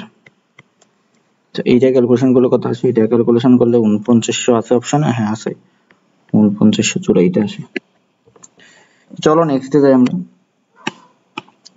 আচ্ছা একটি বস্তুকে নির্দিষ্ট উচ্চতা থেকে ফেলে দেওয়া হলে ভূমি হতে এত উচ্চতা গতিশক্তি বিভব 4 গুণ হলে, দেখো এটা আমরা শর্টকাটে করব, এটা শর্টকাটে করব, এটা বড় ওয়েতে করার দরকার নেই, এটা শর্টকাটটা মাথায় রাখো, শর্টকাট হচ্ছে h divided by n plus 1, যখন দেখো গতিশক্তি বিভব শক্তির 4 গুণ, গতিশক্তি বিভব শক্তির 4 গুণ, তাহলে উচ্চতা কত, যে 5 মিটার 5, তারপরে n প্লাস 1 কত 4 গুণ, প্লাস এখানে হচ্ছে কত 1, ঠিক আছে। তাহলে এখানে আছে, এখানে অপশন কি ভুল দেওয়া আছে কোথাও, একটি বস্তুকে নির্দিষ্ট উচ্চতা থেকে ফেলে দেওয়া হলে নির্দিষ্ট ভূমি হতে এত মিটার উচ্চতা, ও আচ্ছা এখানে x এর মানটা ভাইয়া তোমার দেওয়া আছে, তাহলে দেখো একটু ভুল লিখছিলাম, তাহলে x এর মানটা তোমার কত দেওয়া আছে, ভূমি থেকে কত গুণ, এই যে এইটা ভালোভাবে একটু খেয়াল করো, এই যে এত মিটার উচ্চতা, এই যে এখান থেকে 4 মিটার উচ্চতা, পুরো h টা তোমাকে বের করতে বলছে, তাহলে 4 সমান সমান h divided by 4 plus 1, sorry এটা 5 মিটার উচ্চতায় 1, তাহলে h সমান সমান কত আসে, যে 5 5 25, তাহলে হোল উচ্চতাটা কত তোমার 25 মিটার, এই যে এটা, ঠিক আছে। আচ্ছা নেক্সটে যাই আমরা। বলছে কে স্প্রিং দুভাগের একটি স্প্রিং কে টেনে লম্বা করা হলো, দ্বিতীয় একটি স্প্রিং কে এর অর্ধেক পরিমাণ লম্বা করতে দ্বিগুণ পরিমাণ কাজ করা হলো, তাহলে স্প্রিং বলতে কত? আচ্ছা তাইলে তুমি W সমান সমান kx স্কয়ার একটা জানো, যে W সমান সমান, তাহলে যে দুই মানে দুই ভাবে করতে বলছে, তাহলে W2 সমান সমান k2 আর হচ্ছে x2 স্কয়ার, যেহেতু এদের অনুপাত নেবে তাহলে W1 সমান সমান হবে এই যে k1 x1 স্কয়ার, তাইলে এখানে একটা আরেকটা দ্বিগুণ, ঠিক আছে একটা আরেকটা দ্বিগুণ, তাইলে আমরা এখানে 2 আর 1 ধরতে পারি, আর এখানে k2 আর এখানে x1 এর মান কত বলছে, যে k1 স্প্রিং একটি স্প্রিং এর দ্বিগুণ লম্বা করছে, তাহলে এটা যদি 1 হয় তাহলে k1 হবে কত 2 স্কয়ার, তাহলে তুমি এখানে k2 আর k এর মধ্যে পার্থক্য বের করবা, তাহলে k2 সমান সমান তুমি কি লিখতে পারো ভাইয়া, k2 সমান সমান তুমি লিখতে পারো 2 গুণ 4 আর 8k1, তাহলে কত গুণ, যে 8k, মানে আগের তুলনায় 8k, ঠিক আছে, এই যে 8k টা আশা করি হচ্ছে বুঝছো। আচ্ছা একটি লিফট 1000 কেজি ভর নিয়ে সর্বোচ্চ এত মেঘ উপরে উঠতে পারে, লিফটের ক্ষমতা কত? একটি লিফট 1000 কেজি ভর উচ্চতা নিয়ে উঠতে পারে, লিফটের ক্ষমতা কত? আচ্ছা, তাহলে ক্ষমতা আমরা ফি সমান সমান দুইটা সূত্র জানি, mgs বাই টি। আর একটা সূত্র কিন্তু আমরা জানি ভাইয়া, আরেকটা সূত্র আমরা mg, এই যে h বাই টি, এটা দ্বারা কিন্তু অলসো ব্যাগও বোঝায়। তাহলে m এর মানটা বসাও 1000, g এর মান 9.8, ব্যাগ হচ্ছে 0.1। তাহলে কত আসে? 1000 গুণ 98 ডিভাইডেড বাই 10 ইনটু 1/10, 0000, তাহলে 980। 980 কোথায় ভাইয়া? এই যে এই নাম্বারে। নেক্সট এমসিকিউটা দেখো, একটি ইঞ্জিন কোনো কণার উপর এত সেকেন্ড বল প্রয়োগ করায় এত মিটার সরণ হয়, তাহলে ইঞ্জিনটির ক্ষমতা কত? দেখো, তাহলে ক্ষমতা সমান সমান কত? এটা খুব ইম্পর্টেন্ট ভাইয়া, এই এমসিকিউটা খুব ইম্পর্টেন্ট ফর জিএসটি। তাহলে এই এখানে কি বলছে যে ক্ষমতা চাইছে না, তাহলে ক্ষমতা সমান সমান তুমি কি জানো? W সমান সমান ফি সমান সমান W বাই টি, W সমান সমান তুমি জানো FH বাই টি। তাইলে দেখো এখানে F এর মান আর S এর মান দেওয়া আছে, টির মানও দেওয়া আছে, তাহলে FH এরটা তুমি আগে একটু এখানে কষ্ট করে বের করো। হ্যাঁ, F ইনটু S, তাহলে F এর মান কত? কত নিউটন বল প্রয়োগ করছে? এত নিউটন বল প্রয়োগ করে, এই যে এটা হচ্ছে F। তাহলে 2i plus 5j minus 2k। তারপরে এখানে সরণ কত? i plus 3j plus k। তাইলে ভাইয়া এখানে তুমি যদি গুণ করো তাহলে 2 3 5 15 মাইনাস এখানে কত? 2। তাইলে f এর এটার মান আসে তোমার 15, 2 কাটা 15 আসে। তাহলে f এর এটার মান আসে 15 আর সময় হচ্ছে 2, তাহলে 7.5 ওয়াট কোথায় আছে? এই যে এখানে 7.5 ওয়াট। দেখো কত সুন্দর। ঠিক আছে, নেক্সটে চলো। এক ব্যক্তি একটি বস্তুকে 30 সেকেন্ডে 10 মিটার 1 মিটার উচ্চতায় উঠায়, অপর এক ব্যক্তি একই বস্তুকে 60 সেকেন্ডে 1 মিটার উচ্চতায়, তাদের কাজের অনুপাত কত? খুবই সহজ। তাহলে W সমান সমান কত? mgs না? তাহলে এখানে পার্থক্য দিয়েছে তোমার সরণ আর কি। তাহলে তুমি এখানে যদি, তাহলে W এর সাথে S টা কি ভাই সমানুপাতিক না? তাহলে কাজের অনুপাত W1 বাই W2 কত মিটার? এই যে 30 সেকেন্ডে 1 মিটার উচ্চতায় উঠায়, অপর ব্যক্তি একই বস্তুকে 60 সেকেন্ডে এক উচ্চতায় উঠায়, 1 মিটার উচ্চতায় উঠে আর কি। তাহলে ওইটাও 1 মিটার উচ্চতায় উঠে, তাহলে 1 ডিভাইড বাই 1, তাহলে 1 অনুপাত 1। দেখো এটা অঙ্ক করা লাগে না, কিন্তু তুমি কিন্তু অঙ্ক করলে এটা অনেক টাইম যাবে। তাহলে এইটা তুমি শর্টকাটে করবা, শর্টকাট যদি তুমি না জানো তুমি কিন্তু বিপদ। তাহলে 50 কেজি ভরের একটি বস্তুর ভরবেগ এত হলে গতিশক্তি কত হবে? তাহলে ই কে সমান সমান তুমি কি জানো ভাইয়া? যে V square divide by 2m। তাইলে তুমি এই গতিশক্তি না তোমাকে বের করতে হচ্ছে। হ্যাঁ, ভরবেগ কত? 50 স্কয়ার 2 ইনটু 50, 50 একটা একটা কাটা, তাহলে আছে কত? 25। 25 কোথায়? এখানে। আচ্ছা, তাহলে এইটা আমরা এখন নেক্সট অধ্যায়ে আসছি। এটা হচ্ছে আমাদের পর্যায়বৃত্ত গতি। ঠিক আছে, এটা আমাদের কি ভাই? পর্যায়বৃত্ত গতি, পর্যায়বৃত্ত গতি, পর্যায়বৃত্ত গতি। তাহলে আমরা এক এক করে তোমাদের 3টা অধ্যায়ের গুচ্ছের জন্য যে ইম্পর্টেন্ট গুলো আছে এটা দেখা শেষ। তাইলে এখন দেখো আমরা কি করব। এই যে বলছে কম্পাঙ্ক এবং পর্যায়কালের মধ্যে সম্পর্ক 9 10 থেকে আমরা জানি না ভাইয়া, 9 10 থেকে আমরা কিন্তু জানি এটা যে পর্যায়কাল এবং কম্পাঙ্কের ইয়া কত। যেখানে আমাদের এই দুইটা এমসিকিউ উঠাইনি আর কি, এটা আমরা ওঠানো লাগবে না, এটার উত্তর এটা। কারণ পর্যায়কাল সমান সমান 1/t এবং t সমান সমান 1/f, এটা আমরা জানি। একটি স্পন্দিত স্পন্দন বিস্তার a হলে স্পন্দিত কণার বিভব শক্তি সর্বোচ্চ হবে যখন কোথায়? আচ্ছা, সর্বোচ্চ হবে যখন কোথায়? বিভবটা দেখো, ঠিক এটা খুবই সহজ একটা এমসিকিউ এবং ইম্পর্টেন্টও কিন্তু। ভাইয়া যেগুলো স্টার্ট দিয়ে এগুলো একটু ভালোভাবে দেখবা। তো এই যে দেখো, এই যে একটা বস্তু এরকম ভাবে দুলতে থাকে, এটা হচ্ছে তার বিস্তার অবস্থান, এটা হচ্ছে সাম্য অবস্থান। তাহলে তার সম্পূর্ণ বিভব শক্তি সর্বোচ্চ থাকে এখানে, অর্থাৎ সরণ যখন x = a, অর্থাৎ এর মান। দেখো এটা ম্যাথ করা লাগে না। আচ্ছা, সরল চিহ্নিত বস্তুর ত্বরণ সর্বোচ্চ কণার গতি সমীকরণ নিচের কোনটি? এইটা খুবই ইম্পর্টেন্ট একটা এমসিকিউ ভাইয়া, খুবই ইম্পর্টেন্ট। তাহলে এটা সরণ না, দেখো সরণ সমান সমান কত? x সমান সমান a sin ওমেগা t। একটি সন্নিহিত গতি বস্তুর ত্বরণ গতি সমীকরণ ত্বরণ কত? আচ্ছা, তাহলে এইটাকে তুমি যদি অন্তরী বেগ বের করতে চাও তাহলে তুমি কি বের করবা? এই যে a, এটাকে যখন একবার অন্তরীকরণ করবা, সরণকে যখন তুমি একবার অন্তরীকরণ করবা, এই যে তখন তুমি ওমেগা পাবা, ওমেগাকে যখন অন্তরীকরণ তখন ত্বরণ পাবা। তাহলে ওমেগা সমান সমান কত? a ধ্রুবক sin ওমেগা নিয়ন্ত্রণ করলে cos ওমেগা t, ওমেগাকে আবার এখানে a ওমেগা, তারপরে এটা কন্টিনিউ করলে এটা ধ্রুবক a ওমেগা, তারপর এখানে cos ওমেগা কন্টিনিউ করলে sin ওমেগা t, তারপর এখানে হচ্ছে ওমেগা স্কয়ার, ঠিক আছে। তাহলে আলফা সমান সমান হবে তোমার এটা এখানে মাইনাস আছে একটা, তাহলে মাইনাস ওমেগা স্কয়ার, আর এখানে a sin ওমেগা t লিখতে পারো। তাইলে ভাইয়া দেখো মাইনাস ওমেগা স্কয়ার এইটা সমান সমান তুমি আবার x লিখতে পারো, x এর মানটা এটা, ঠিক আছে। তাইলে এটা হচ্ছে তোমার answer minus omega square x। কোথায় আছে মাইনাস ওমেগা স্কয়ার x। খুবই সহজ এবং ইম্পর্টেন্ট, দেখো চট্টগ্রাম বিশ্ববিদ্যালয়ের কয়েকটা সালে আসছে এটা। আচ্ছা, মহাকাশে একজন নভোচারীর কাছে একটি সরল দোলকের দোলনকাল কত হবে? খুবই সহজ, খুবই সহজ। মহাকাশে কি হবে বলো? মহাকাশে তার ইনফিনিটি হবে, ঠিক আছে। তার টি ইকুয়াল আমরা কি জানি ভাইয়া 2 pi root over of L by G. তাহলে ওইখানে জি এর মান 0, তো জি এর মান যখন 0 আসে তখন তো এটা ইনফিনিটি হয়, পর্যায়কাল, ঠিক আছে, সরি বা দোলনকাল। কোন সরল দোলকের দোলক পিণ্ডের ভর ক্রমাগত বাড়ানো হলে দোলনকাল কি হবে? দেখো এটা খুব ইম্পর্টেন্ট, ভর ও দোলনকালের বৃদ্ধি সমানুপাতিক হবে। আচ্ছা, দোলক পিণ্ডের ভর ক্রমাগত বাড়ানো হলে এর দোলনকাল, আচ্ছা সরি এটা হবে না, এটা হবে না, এটা অপরিবর্তিত থাকবে। কারণ দেখো তোমার দোলনকাল সূত্র তুমি কি জানো, টি সমান সমান 2 pi root over of L by G. তাহলে এখানে কোন কোথাও এই সূত্রে কোথাও ভর আছে? তাহলে ভর নাই, তার মানে এটা ভরের উপর নির্ভর করবে না, অপরিবর্তিত থাকবে। আচ্ছা, একটি স্পন্দনত কণার সরণ যথাক্রমে কত এবং এত, তাহলে এই যে দশাপার্থক্য কত? আচ্ছা, এই যে দশাপার্থক্য দেখো, এটা হচ্ছে সাইনের গ্রাফ, এটা হচ্ছে কজের গ্রাফ, তাহলে এটা দশাপার্থক্য 5/2। আমি বলছিলাম কেন এরকম ভাইয়া, বেসিকটা একটু দেখো।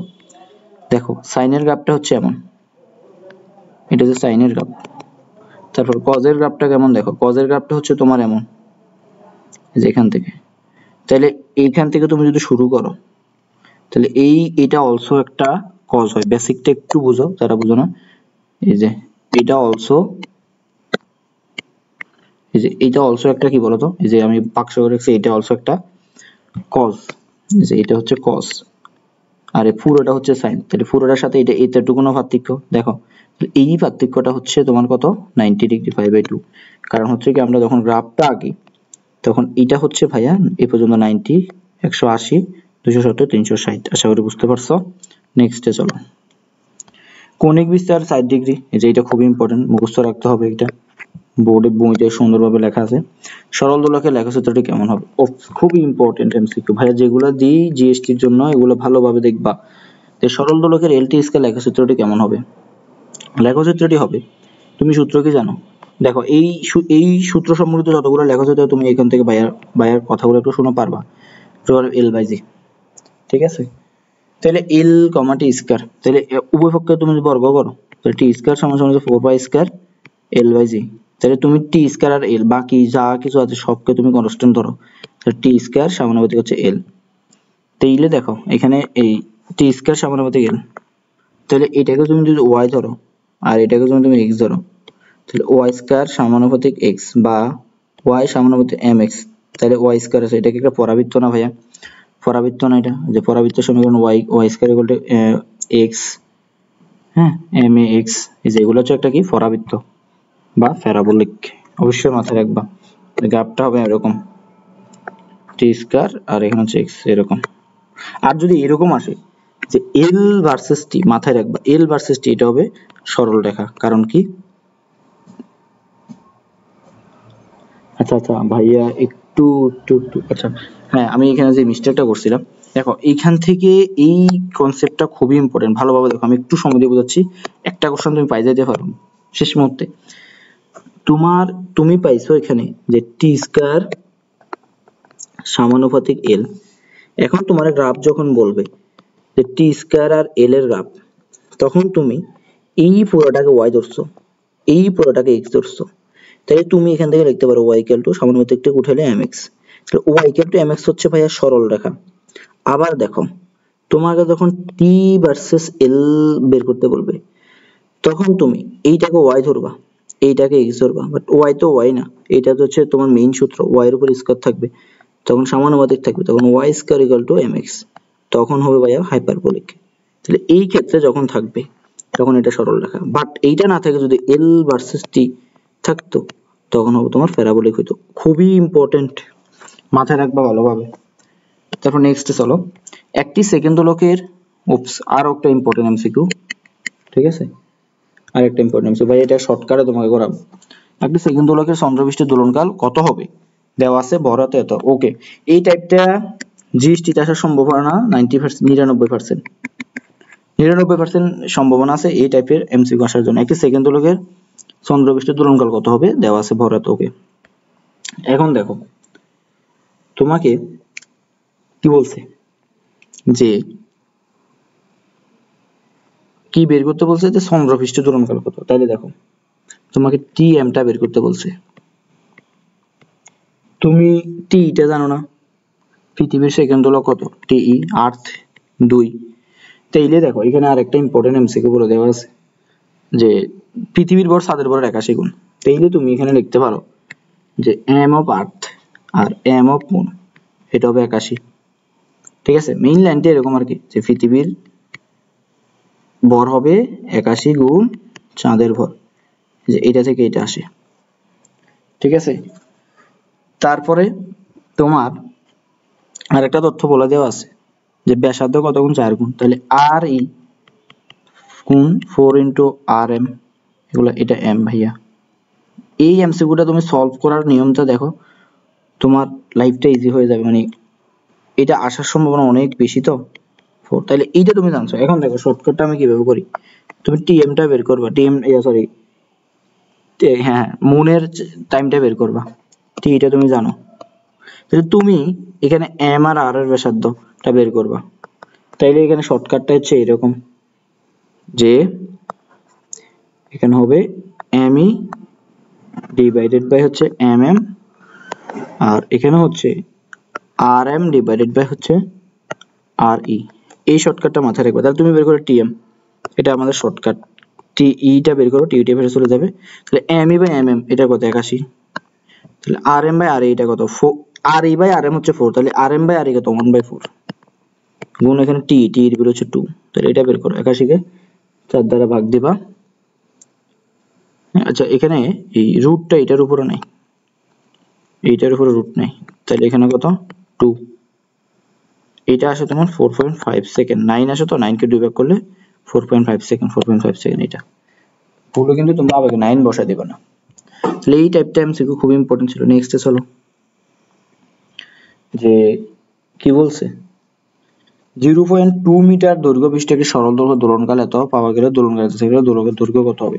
ভাই এটা আরেকটা ইম্পর্টেন্ট এমসিকিউ। দেখো ঠান্ডা মাথায় দেখো, টি সমান সমান তুমি জানো 2 পাই, আচ্ছা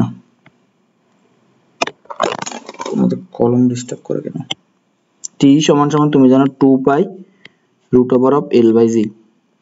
তাইলে দেখো এখানে তুমি তোমাকে বলছে একটা এত দৈর্ঘ্য বিশিষ্ট একটি সরল দৈর্ঘ্য দোলনকাল এত, বলছে যখন L1 এটা হয় তখন T1 এটা, যখন T2 এটা হয় আপনার L2 টা কত হবে। তাইলে দেখো T সমানুপাতিক L স্কয়ার না, তাহলে তুমি এখানে L1 স্কয়ার ডিভাইডেড বাই যদি L2 স্কয়ার লেখো, আর এখানে হবে T1 ডিভাইডেড বাই T2, তুমি বের করো ভাই L2।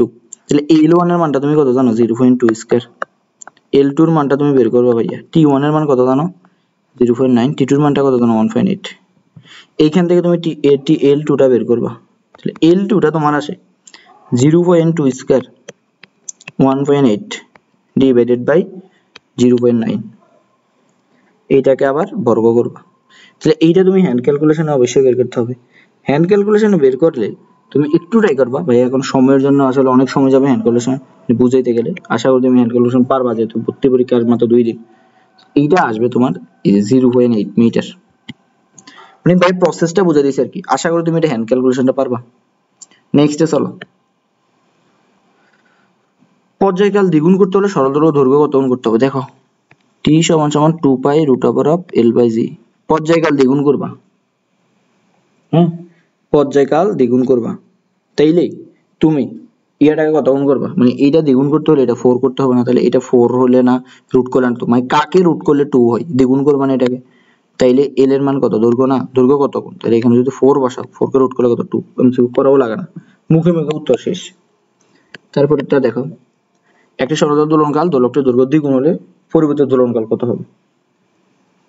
তাইলে এটা মনে রাখবা, যখন দোলনকাল দোলকটির দৈর্ঘ্য দ্বিগুণ করে তখন শর্টকাটটা মনে রাখবা যে T2 সমান সমান হবে root over of n t1, তাইলে t2 সমান সমান হবে root over of 2t, এখানে t1 কে আমরা t ধরছি, root over t2 করেছে, এটা শর্টকাট ভাইয়া, ঠিক আছে? শর্টকাটটা একটু মাথায় রাখবা, এখন আসলে লাস্ট মুহূর্তে তো। তারপরে নেক্সটে দেখো, কোন সরল সঞ্চিত গতিসম্পন্ন কণার বিস্তার এত এবং বেগ হলো পর্যায়কাল কত। তাই তুমি জানো এই যে আচ্ছা এটা খুবই ইম্পর্টেন্ট, এটা জিএসটি তে একবার আসছিল কিন্তু এই টাইপের ম্যাথ। তাহলে তুমি বি ম্যাক্সিমামটা জানো না ভাইয়া? বি ম্যাক্সিমামটা তুমি কত জানো?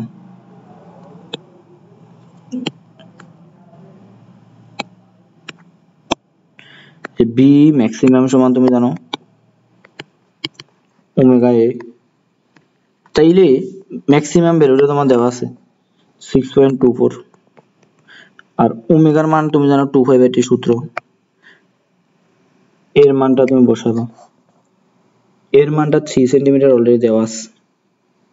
ওকে, তাইলে তুমি এখান থেকে এর ভ্যালুটা বসাতে পারো, এই যে একটা সরল বন্ধন বিস্তারিত সর্বোচ্চ পর্যায়কাল কত, টিটা বের করবে, তাহলে টি সমান সমান হবে 2 পাই 6.24, আর এখানে এর মান হচ্ছে 3। তাইলে এখানে এটার মান, যেহেতু এগুলা সেন্টিমিটার দেওয়া আছে, এটাকে আর মিটার দেওয়ার দরকার নেই, কোনটা আমি করি এটাকে আমি মিটার নিয়ে যাই না, কারণ এটা সেন্টিমিটার দেওয়া আছে।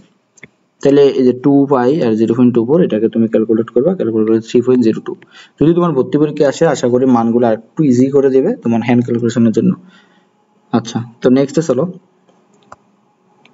বলছে যে কোন পাহাড়ের শীর্ষে এবং খনির গভীরে সরল দোলকের দোলনকাল একই হয়, তাহলে পাহাড়ের উচ্চতা ও খনির গভীর অনুপাত কত? ভাইয়া আরেকটা ইম্পর্টেন্ট এমসিকিউ, খুবই ইম্পর্টেন্ট এমসিকিউ ভাইয়া, ফর জিএসটি লিখে রাখো, এটা যদি না আসে আমাকে বলিও। এই টাইপের আর কি, কোন একটি যদি কোনো পাহাড়ের শীর্ষে খনির গভীরে সরল দোলকের দোলনকাল একই হয়, তাহলে গভীরতা, এই যে উচ্চতা ও গভীরতা কত। ওকে, তাইলে দেখো, তুমি একটা সূত্র জানো না মহাকর্ষ বৈশিষ্ট্য থেকে, জিএস সমান সমান এই যে 1 মাইনাস 2s ডিভাইডেড বাই r, আবার জিডি সমান সমান তুমি একটা সূত্র জানো না 1 মাইনাস ডি বাই আর। তাহলে বলছে এদের কি সমান, শীর্ষে গভীরে দোলকের দোলনকাল একই, তাহলে টিটা একই এদের। তাহলে টিটা যদি একই হয়, তাহলে টির সাথে জি এর যে সম্পর্ক, তাহলে জিটি গুলো একই হবে, কারণ টি সমান সমান 2 pi root over of L by G by R. G যে টি যেহেতু একই, তাহলে জিও একই হবে, তাহলে জিডি জিএস সমান সমান জিডি লিখতে পারো। তাহলে জিএস এর মান কত, 1 মাইনাস 2s বাই আর, আর জিডির মানটা আসে তোমার 1 মাইনাস জি বাই আর। তাহলে এইখান থেকে ক্যালকুলেট করলে minus 2s by R minus D by R. তাহলে দেখো, চলো আমরা করি। তাহলে এখান থেকে যদি আর আর কাটো, তাহলে এই যে 2h ইকুয়াল টু ডি, তার মানে তোমার এইচ আর ডি এর অনুপাত কত হবে বলো? এইচ আর ডি এর অনুপাত তোমার 1/2 হবে না? দেখো তো এটা থেকে 1/2 কোথায়, যে এখানে। আশা করি বুঝতে পারছো, খুবই গুরুত্বপূর্ণ এই যে অনুপাতের ভাইয়া, খুবই গুরুত্বপূর্ণ, মাথায় রাখবা, খুবই গুরুত্বপূর্ণ। তারপরে দেখো, কোন সরল সঞ্চিত গতিসম্পন্ন কণার বিস্তার এত সর্বোচ্চ বেগ পর্যায়কাল কত? এই নিয়মের একটা এমসিকিউ করাইছি। তাহলে সর্বোচ্চ বেগ, আচ্ছা এইটা তো আমরা একটু আগে থিমে কত বেরিয়েছি, এরকম একটা আগের ম্যাথ রিপিট হয়েছে। আচ্ছা, এখন এখানে বলছে কি যে এত নিউটন স্প্রিং ধ্রুবকের একটি স্প্রিং এর সাথে সংযুক্ত একটি ব্লক কোন আনুভূমিক তলের উপর দিয়ে চালনা করে ব্লকটির উপর স্প্রিং বোঝার কৃত কাজ হিসাব করে যখন ব্লকটি সাম্য অবস্থান থেকে এত অবস্থানে যায়।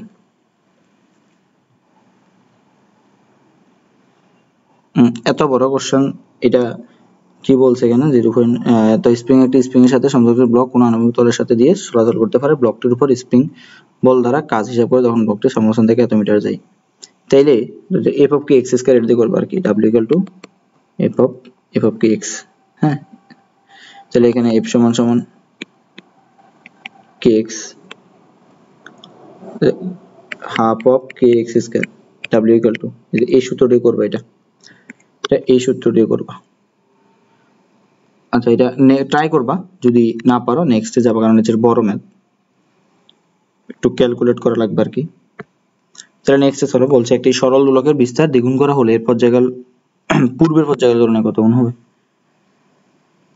বিস্তার দ্বিগুণ করা হলে পর্যায়কাল সমান হবে।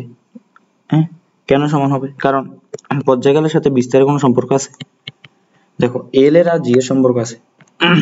আচ্ছা, তারপরে বলছে যে এত কম্পাঙ্ক বিশিষ্ট কম্পাঙ্ক দেওয়া আছে 0.5 হার্টজ। একটি সরল দোলকের কার্যকরী দৈর্ঘ্য কত? একটি সরল দোলকের কার্যকরী দৈর্ঘ্য, সরল দোলকের কার্যকরী দৈর্ঘ্য মুখস্থ যে 0.093, এটা আমরা কিন্তু জানি। এখানে ম্যাথটা তোমাকে টোপ পালাইছে যাতে তুমি টোপ গিলে ফেলো আর কি। আচ্ছা, একটি সরল দোলক গড়িকে পাহাড়ের চূড়ায় নিয়ে গেলে কি ঘটবে? গড়িকে পাহাড়ের চূড়ায় নিয়ে গেলে গড়িটি বন্ধ হয়ে যাবে, একই সময় লাভ করে সময় হারাবে। পাহাড়ের চূড়ায় নিয়ে গেলে তো সময় হারানোর কথা, হ্যাঁ সময় হারাবে। তারপরে দেখো এই দেখো এই বিস্তার দেওয়া আছে, পর্যায়কাল দেওয়া আছে, বেগ বের করবা, এগুলো আমরা করাইছি। তারপরে যে এত বল কোন স্প্রিংকে টেনে এত বৃদ্ধি করে স্প্রিংকে তো বসালে কাজ কত হবে? তাহলে কাজটা তুমি বের করো, W = কত? Half of x²। এই সূত্র দিয়ে করবা। এখানে x এর মানটা কত দেওয়া আছে? একটি স্প্রিংকে টেনে এত বৃদ্ধি করলে এত বসাতে, তাহলে দেখো এটা হচ্ছে তোমার x এর মান, আর তোমাকে k এর মানটা বের করলে W = কত? F = kx। তাহলে k হবে f/x। তাহলে f হচ্ছে 25 আর x হচ্ছে কত? 10। তাহলে হবে 2.5, হাফ ইন্টু 2.5। এগুলো কিন্তু সেন্টিমিটার আসছে, তারপরে এখানে মিটার নিবা 8। হ্যাঁ, এগুলা 100 দ্বারা ভাগ দিবা, তারপরে ক্যালকুলেট করবা এটা। ঠিক আছে, এই যে প্রথমে এই সূত্রটা হচ্ছে তোমার মেইন কৃত কাজের, তারপর এখান থেকে k এর মানটা বের করবা এই সূত্র দিয়ে। ঠিক আছে, চলো ভাই অনেকগুলো এমসিকিউ তো এইজন্য একটু তাড়াহুড়া করতেছি। তাইলে আমরা আদর্শ কেসে চলে আসছি। আদর্শ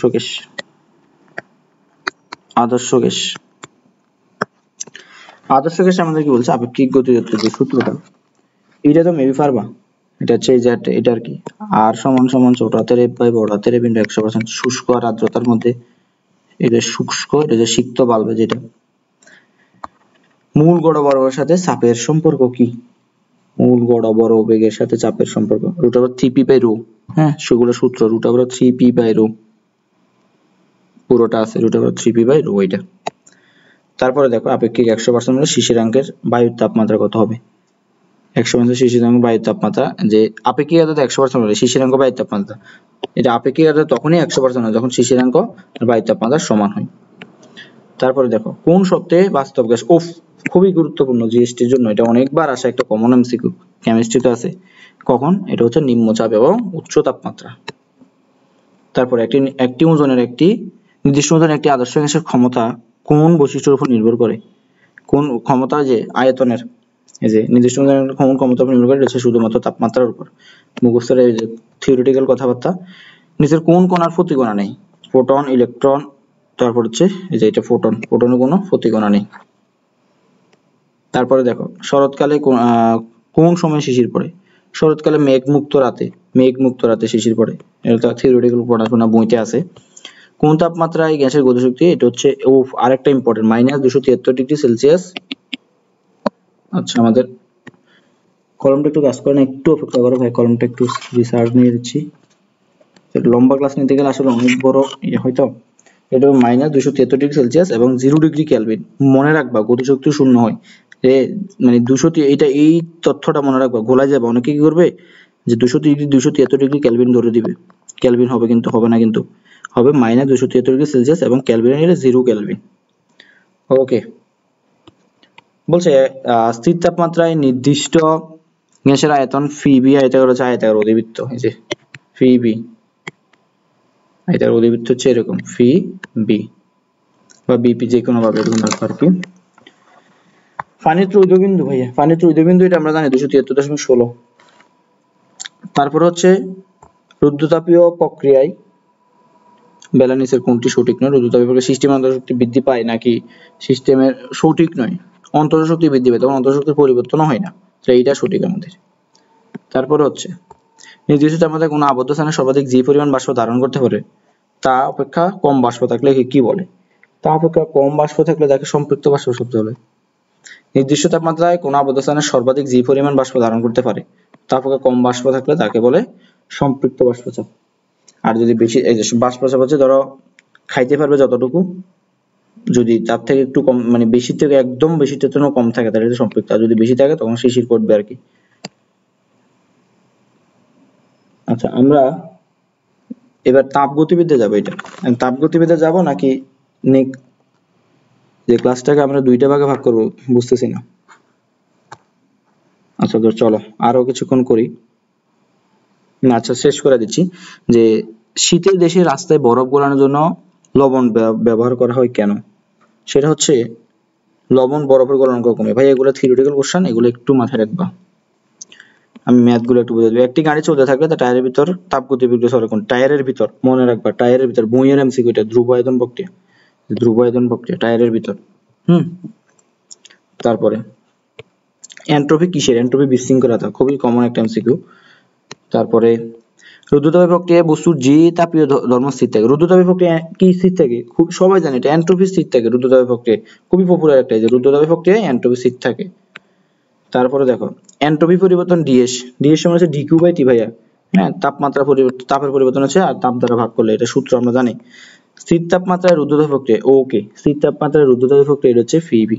এরকম তিনটা সূত্র আছে না, এরকম তিনটা সূত্রগুলো মাথায় রাখবা, যে ফিবি, তারপরে আরেকটা আছে ফি এর সাথে টি সম্পর্ক, টি এর সাথে বি সম্পর্ক, এই যে এই সম্পর্কগুলো মাথায় রাখবা। তারপরে নেক্সট এমসিকিউটা কি বলছে, 1 ক্যালোরি সমান কত জুল? খুবই সহজ, 4.2 জুল। তারপরে স্টিফেনের সূত্র কোনটা? এটা ভারী সূত্রটা মাথায় রাখবো ভাইয়া, সূত্র হচ্ছে e⁴, ঠিক আছে? স্টিফেনের সূত্রটা দিয়ে দিতে পারে, কোথাও একবার যেন ভর্তি পরীক্ষা দিচ্ছে, যেন কোশ্চেনটা এখানে রাখা হয়েছে। আচ্ছা তারপরে হচ্ছে একটি আদর্শ গ্যাস সিপি আর সিবির মধ্যে সম্পর্ক, খুবই গুরুত্বপূর্ণ ডি, এই যে সিপি আর সিবি, সিপি আর হচ্ছে সিবি, সিপি সিবি সমান সমান হবে সিপি প্লাস আর, আর সিপি বাই সিবি এটা সমান সমান যে গামা বলা হয় আর কি, এটা মাথায় রাখবা। তারপর হচ্ছে নিচের কোনটি প্রত্যাবর্তী প্রক্রিয়া বৈশিষ্ট্য নয়? প্রত্যাবর্তী প্রক্রিয়া বৈশিষ্ট্য নয়, এটি একটি স্বতঃস্ফূর্ত প্রক্রিয়া, এটি ধীরগতি প্রক্রিয়া, এটি এই প্রক্রিয়া চলাকালীন অবস্থায় বন্ধ হয়, তাহলে প্রাথমিক কার্যনির্বাহক বস্তু প্রাথমিক অবস্থায় ফিরে আসে না, এটা একটা স্বতঃস্ফূর্ত প্রক্রিয়া, ঠিক আছে? তারপরে চলো, যদি কোনো তাপ ইঞ্জিন থেকে কোনো তাপ বের না হয় তবে তার ইঞ্জিনের দক্ষতা কত পার্সেন্ট? কোনো তাপই যদি বের না হয় তাহলে ইঞ্জিনের দক্ষতা কত পার্সেন্ট হবে? ইঞ্জিনের দক্ষতা তখন 100% হবে, কারণ কোনো তাপ বের না হলে কোনো শক্তি অপচয় নেই, তার পুরোটা কাজে লাগে গেছে। তাপগতিবিদ্যার প্রথম সূত্রের মধ্যে সম্পর্ক স্থাপন করো, ভাইয়া খুবই ইম্পর্টেন্ট জিএসটি। হ্যাঁ, তাপগতিবিদ্যার মধ্যে সম্পর্ক কাজ করেছে তোমার তাপ ও কাজ, খুবই পপুলার একটা কথা। কোনটি কক্ষ তাপমাত্রা? আসো এবার, কক্ষ তাপমাত্রা কত? 298 কেলভিন, এটাকে 25 ডিগ্রি সেলসিয়াস বলে আর কি, 25 ডিগ্রি সেলসিয়াস বা 298 কেলভিন। আচ্ছা, বাইরের শক্তির সাহায্যে, এখানে কি বলছে যে বাইরের শক্তির সাহায্য ছাড়া কোনো স্বয়ংক্রিয় যন্ত্রের পক্ষে নিম্ন উষ্ণতার বস্তুতে উচ্চতর উষ্ণতার বস্তুতে তাপ স্থানান্তর সম্ভব নয়। এটি কার বিবৃতি? এটা হচ্ছে আমার প্লাঙ্কের বিবৃতি। তারপর নেক্সট এমসিকিউটা বলো, একটি কার্বন ইঞ্জিনের 200 জনের কাজ করে, কর্মদক্ষতা কত? খুবই সহজ, এটা সমান সমান হচ্ছে 327 মাইনাস 27 ডিভাইডেড বাই হচ্ছে কত, এই যে পরিবর্তনটা এখানে তুমি যে 600 কেলভিন। ভাই এটা কেমনে করছি দেখো, এই পরিবর্তন আসলে তুমি যদি এটাকে যদি তুমি কেলভিনে নাও, 327 প্লাস 273 680, এটাকে কেলভিনে নিলে 27 প্লাস 273 380, তাহলে এক কথা, হ্যাঁ এটা তুমি এইভাবে করতে পারো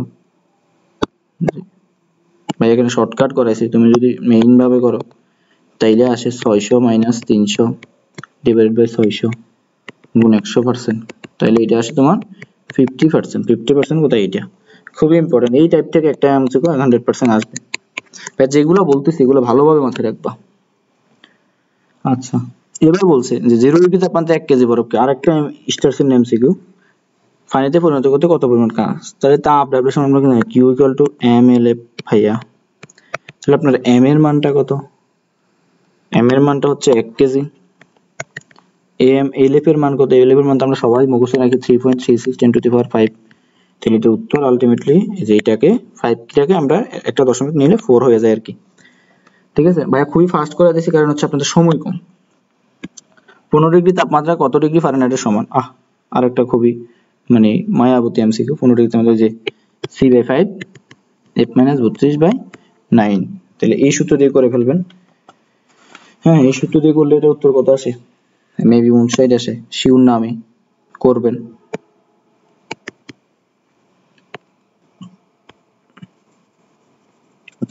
এটা তাপগতিবিদ্যার লাস্ট এমসিকিউ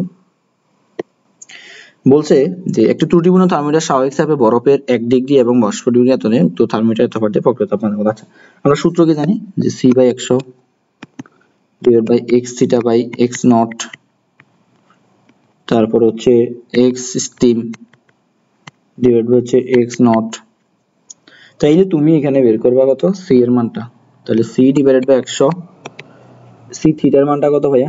c থিটার মানটা হচ্ছে 40 ডিগ্রি পার দেয় মাইনাস এটা হচ্ছে 0 ডিগ্রি কত 1 ডিগ্রি স্বাভাবিক চাপে 1 ডিগ্রি, আর স্টিম অবশ্য হচ্ছে তোমার 98 ডিগ্রি মাইনাস 1, তাহলে এখান থেকে তুমি c এর মানটা বের করবে। আশা করি পারবা। আচ্ছা, এখন আছে আমরা চলতরিতে চলে আসছি। দেখো ভাই একটু ফাস্ট করে দিছি কারণ হচ্ছে তোমাদের সময় কম। আশা করি তোমাদের আসলে এখানে আমি চাইলে শুধু পিডিএফটা দিয়ে দিতে পারতাম, বাট আমি ভাবতেছি একটু তোমাদেরকে প্র্যাকটিস করে দিচ্ছি। কতক্ষণ হয়েছে আমাদের ক্লাসটা? 1 ঘন্টা 20 মিনিট, হচ্ছে অসুবিধা নেই।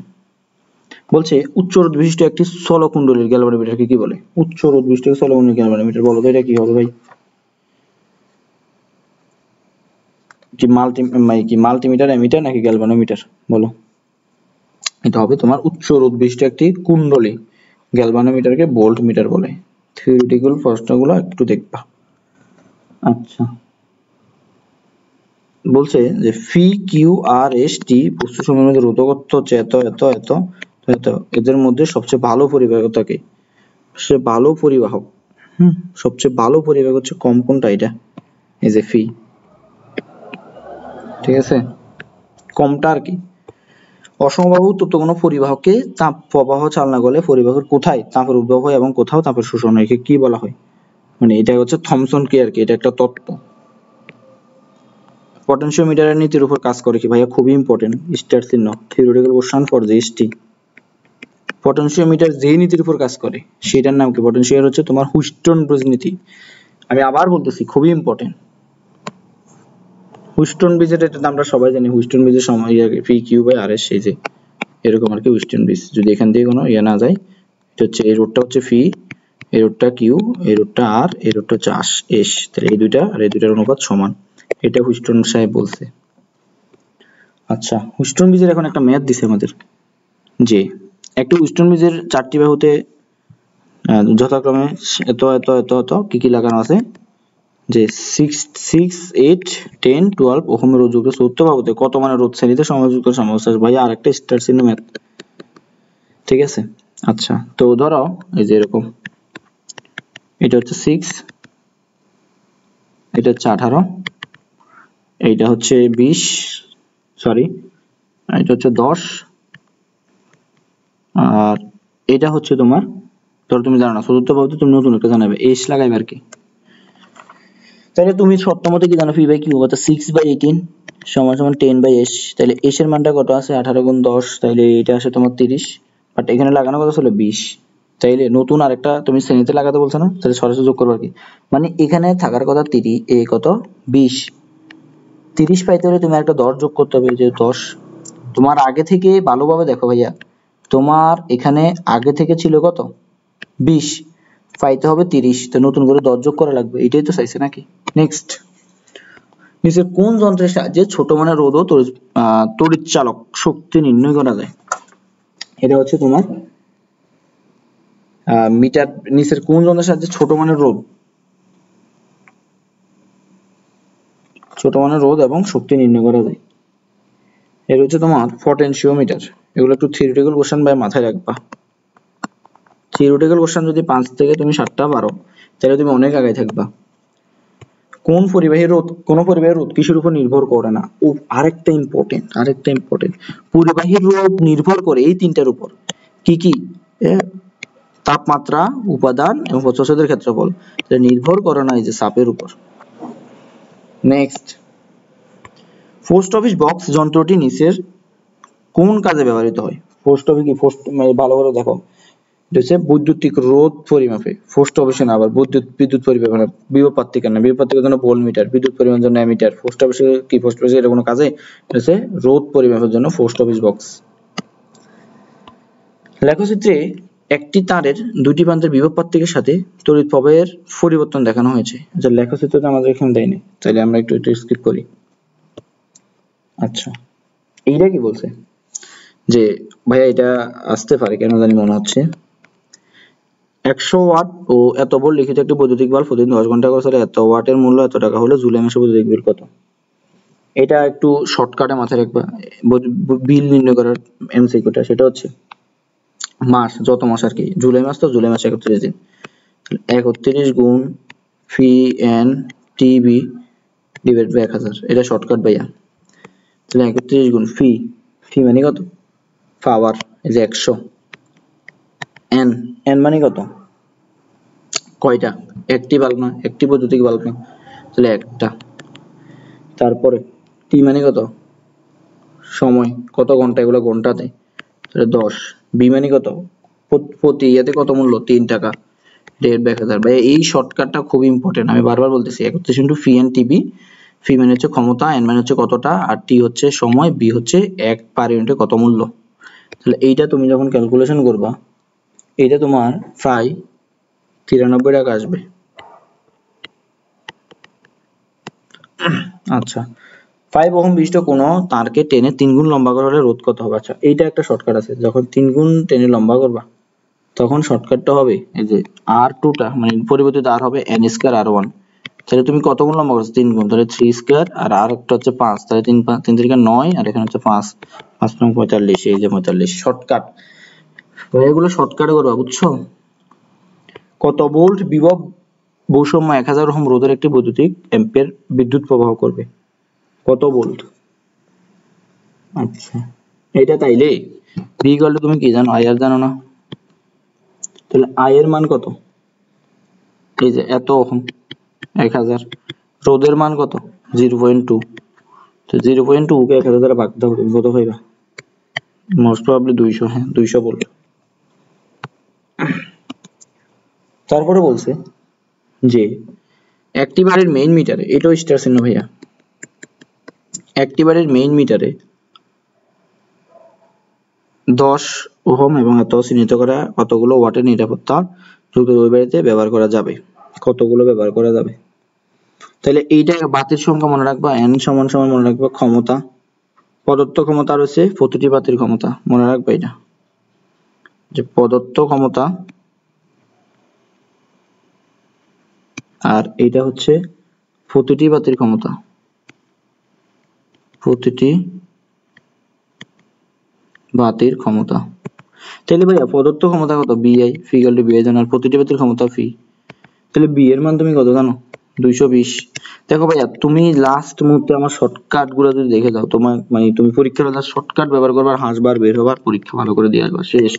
22টি, এই যে 0 0 কাটা 0 0 কাটা 22 থাকে।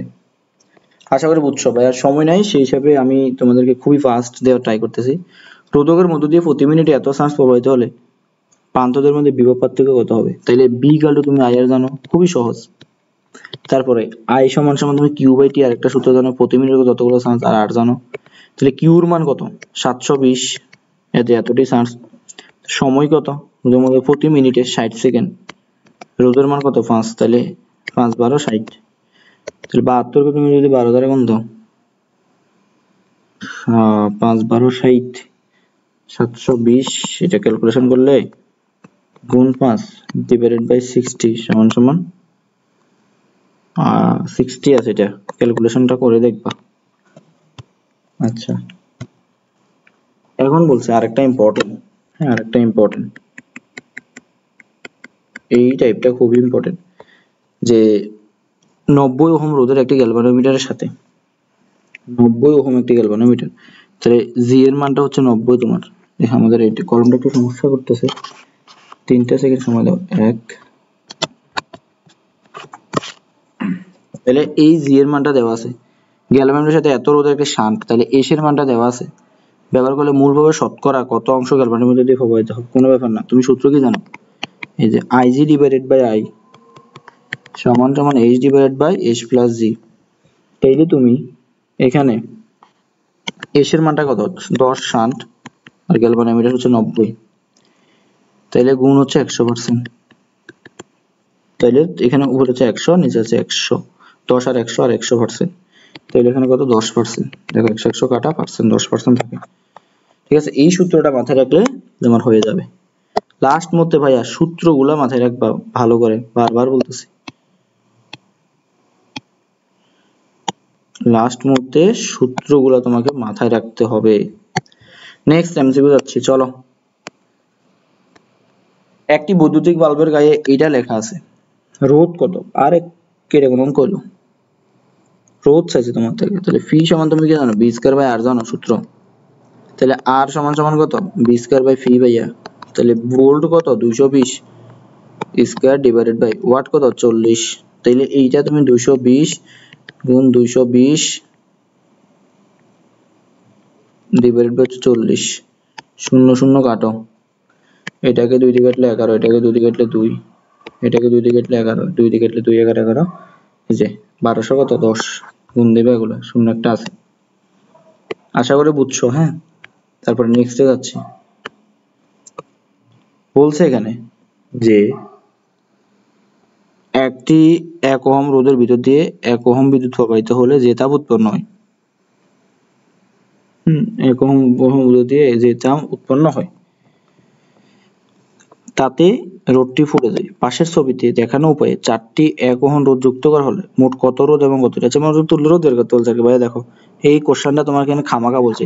আমি শিওর তুমি যখন পরীক্ষার ওইটা দেখবা না, তুমি এটা স্কিপ করে চলে যাবা, কিন্তু এটা স্কিপ করে যাবে না, এটা একদম সহজ। এই দুইটা কিসে আছে? এই দুইটা সমান্তরাল আছে। তাহলে সমান্তরাল থাকলে গুণফল, নিচে হচ্ছে যোগফল, যোগ। আবার সমান্তরালে আছে, সমান্তরালে আছে, তাহলে গুণফল, গুণফল সবগুলো এক না? হ্যাঁ, আবার হচ্ছে যোগফল। তাহলে হাফ আর এখানে হচ্ছে হাফ, তাহলে হচ্ছে 1। তাহলে উত্তর তুমি কত দিবা বলো তো? এখানে তোমার মেইন ইনপুটটা দেওয়া নাই, মেবি পড়ে গেলে যাবে যে 1 হবে আর কি, সবগুলো 1 হবে, মেইন আনসারটা এখানে দেওয়া নাই। ওকে, একেবারে মেইন মিটার এত শ্রেণীতে করা আছে, নিচের কোনটি নিরাপদ? নিচের কোনটি নিরাপদ? এটা স্টার চিহ্ন। 15টি এত ওয়াট, 10টি এত ওয়াট, তারপর হচ্ছে 23টি এত ওয়াট। তাইলে তুমি এগুলো যে ফি ইকুয়াল টু বিটি বি স্কয়ার বাই আর এটা দিয়ে নির্ণয় করে দেখবা। ঠিক আছে, প্রত্যেকটার জন্য আলাদা আলাদা টেস্ট করে দেখবা, যেটা হয় আর কি, যেখানে প্রত্যেকটার জন্য আলাদা আলাদা বের করে দেখতে হবে। একটি তামার তারের রোধ হচ্ছে আর, এর দৈর্ঘ্য দ্বিগুণ দৈর্ঘ্য এবং দ্বিগুণ ব্যাসার্ধ বিশিষ্ট তামার তারের রোধ কত? তাইলে দেখো, এইটা শর্টকাট হচ্ছে R2 ডিভাইডেড বাই হচ্ছে R1 সমান সমান এখানে I2 ডিভাইডেড বাই হচ্ছে I1 আর এখানে R1 ডিভাইডেড বাই হচ্ছে R2। ঠিক আছে, তো এইটা যদি তুমি শর্টকাট করো তাহলে বসাও এখানে দ্বিগুণ, তাহলে 2 আর এখানে হচ্ছে 1 গুণ, এটাও দ্বিগুণ, তাহলে 2 সরি এটা হবে উপরে 1 নিচে হবে 2, তাহলে এটা ক্যালকুলেশন করলে 2 ডিভাইডেড বাই 1 ইনটু 1/4, উত্তর আসে কত? R/2। তাইলে R2 সমান সমান R/2, দ্যাট মিন্স R2 সমান সমান কত? সরি, R সমান সমান 2 এর না, R/2 আসে এর উত্তর, তাহলে R/2, এই যে R2 সমান সমান R/2, এটা কাটলে 2।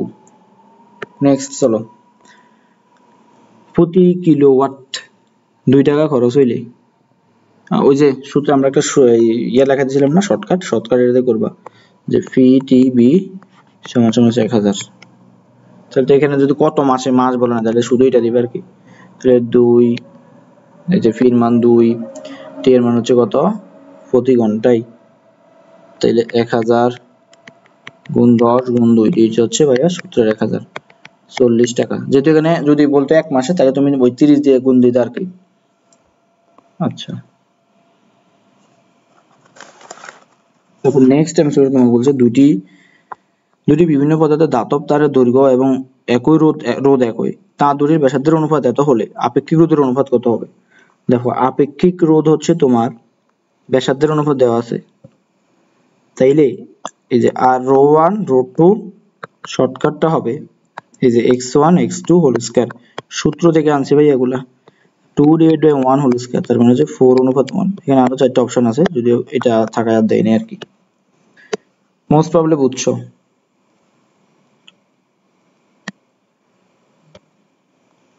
এইটাও সেম ভাবে ওই যে রোধের কি বলছে, এত ভোল্ট এত ওয়াট, এত ভোল্ট এত ওয়াট লেখা দুটি ইলেকট্রিক বাল্বের রোধের অনুপাত। তাইলে তুমি আর সমান সমান কি জানো ভাইয়া? আর সমান সমান তুমি জানো যে ফি সমান সমান বি স্কয়ার বাই, যদি আর হয় তাহলে আর সমান সমান বি স্কয়ার বাই ফি। তাহলে তুমি রোধের অনুপাত বের করতে বলছো, তাহলে R2 R1, তাহলে বি স্কয়ার হচ্ছে সমানুপাতিক, তাহলে B1 স্কয়ার। আচ্ছা আমি এবার সুন্দর করে করি এটা।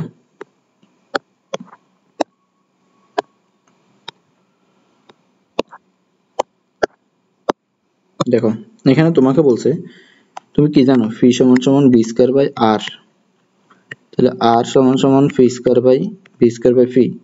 তাইলে এই যে R1 ডিস হচ্ছে R2 সমান সমান এখানে হবে B1 by B2 whole square. নিচে কেন, এই যে এগুলা এই যে R1 R1 সমানুপাতিক, আর এর সাথে B1 টা সমানুপাতিক, এটা ব্যস্তানুপাতিক, তাহলে ফি2 টা উপরে যাবে, ফি1 টা নিচে আসবে। তাহলে দেখো এখন বসাও, B1 টা কত 220, তারপরটা কত 110, তারপরে এটা কত 40, এটাও কত 40। তাহলে এটা ক্যালকুলেশন করলে 10 2 স্কয়ার, তাহলে হচ্ছে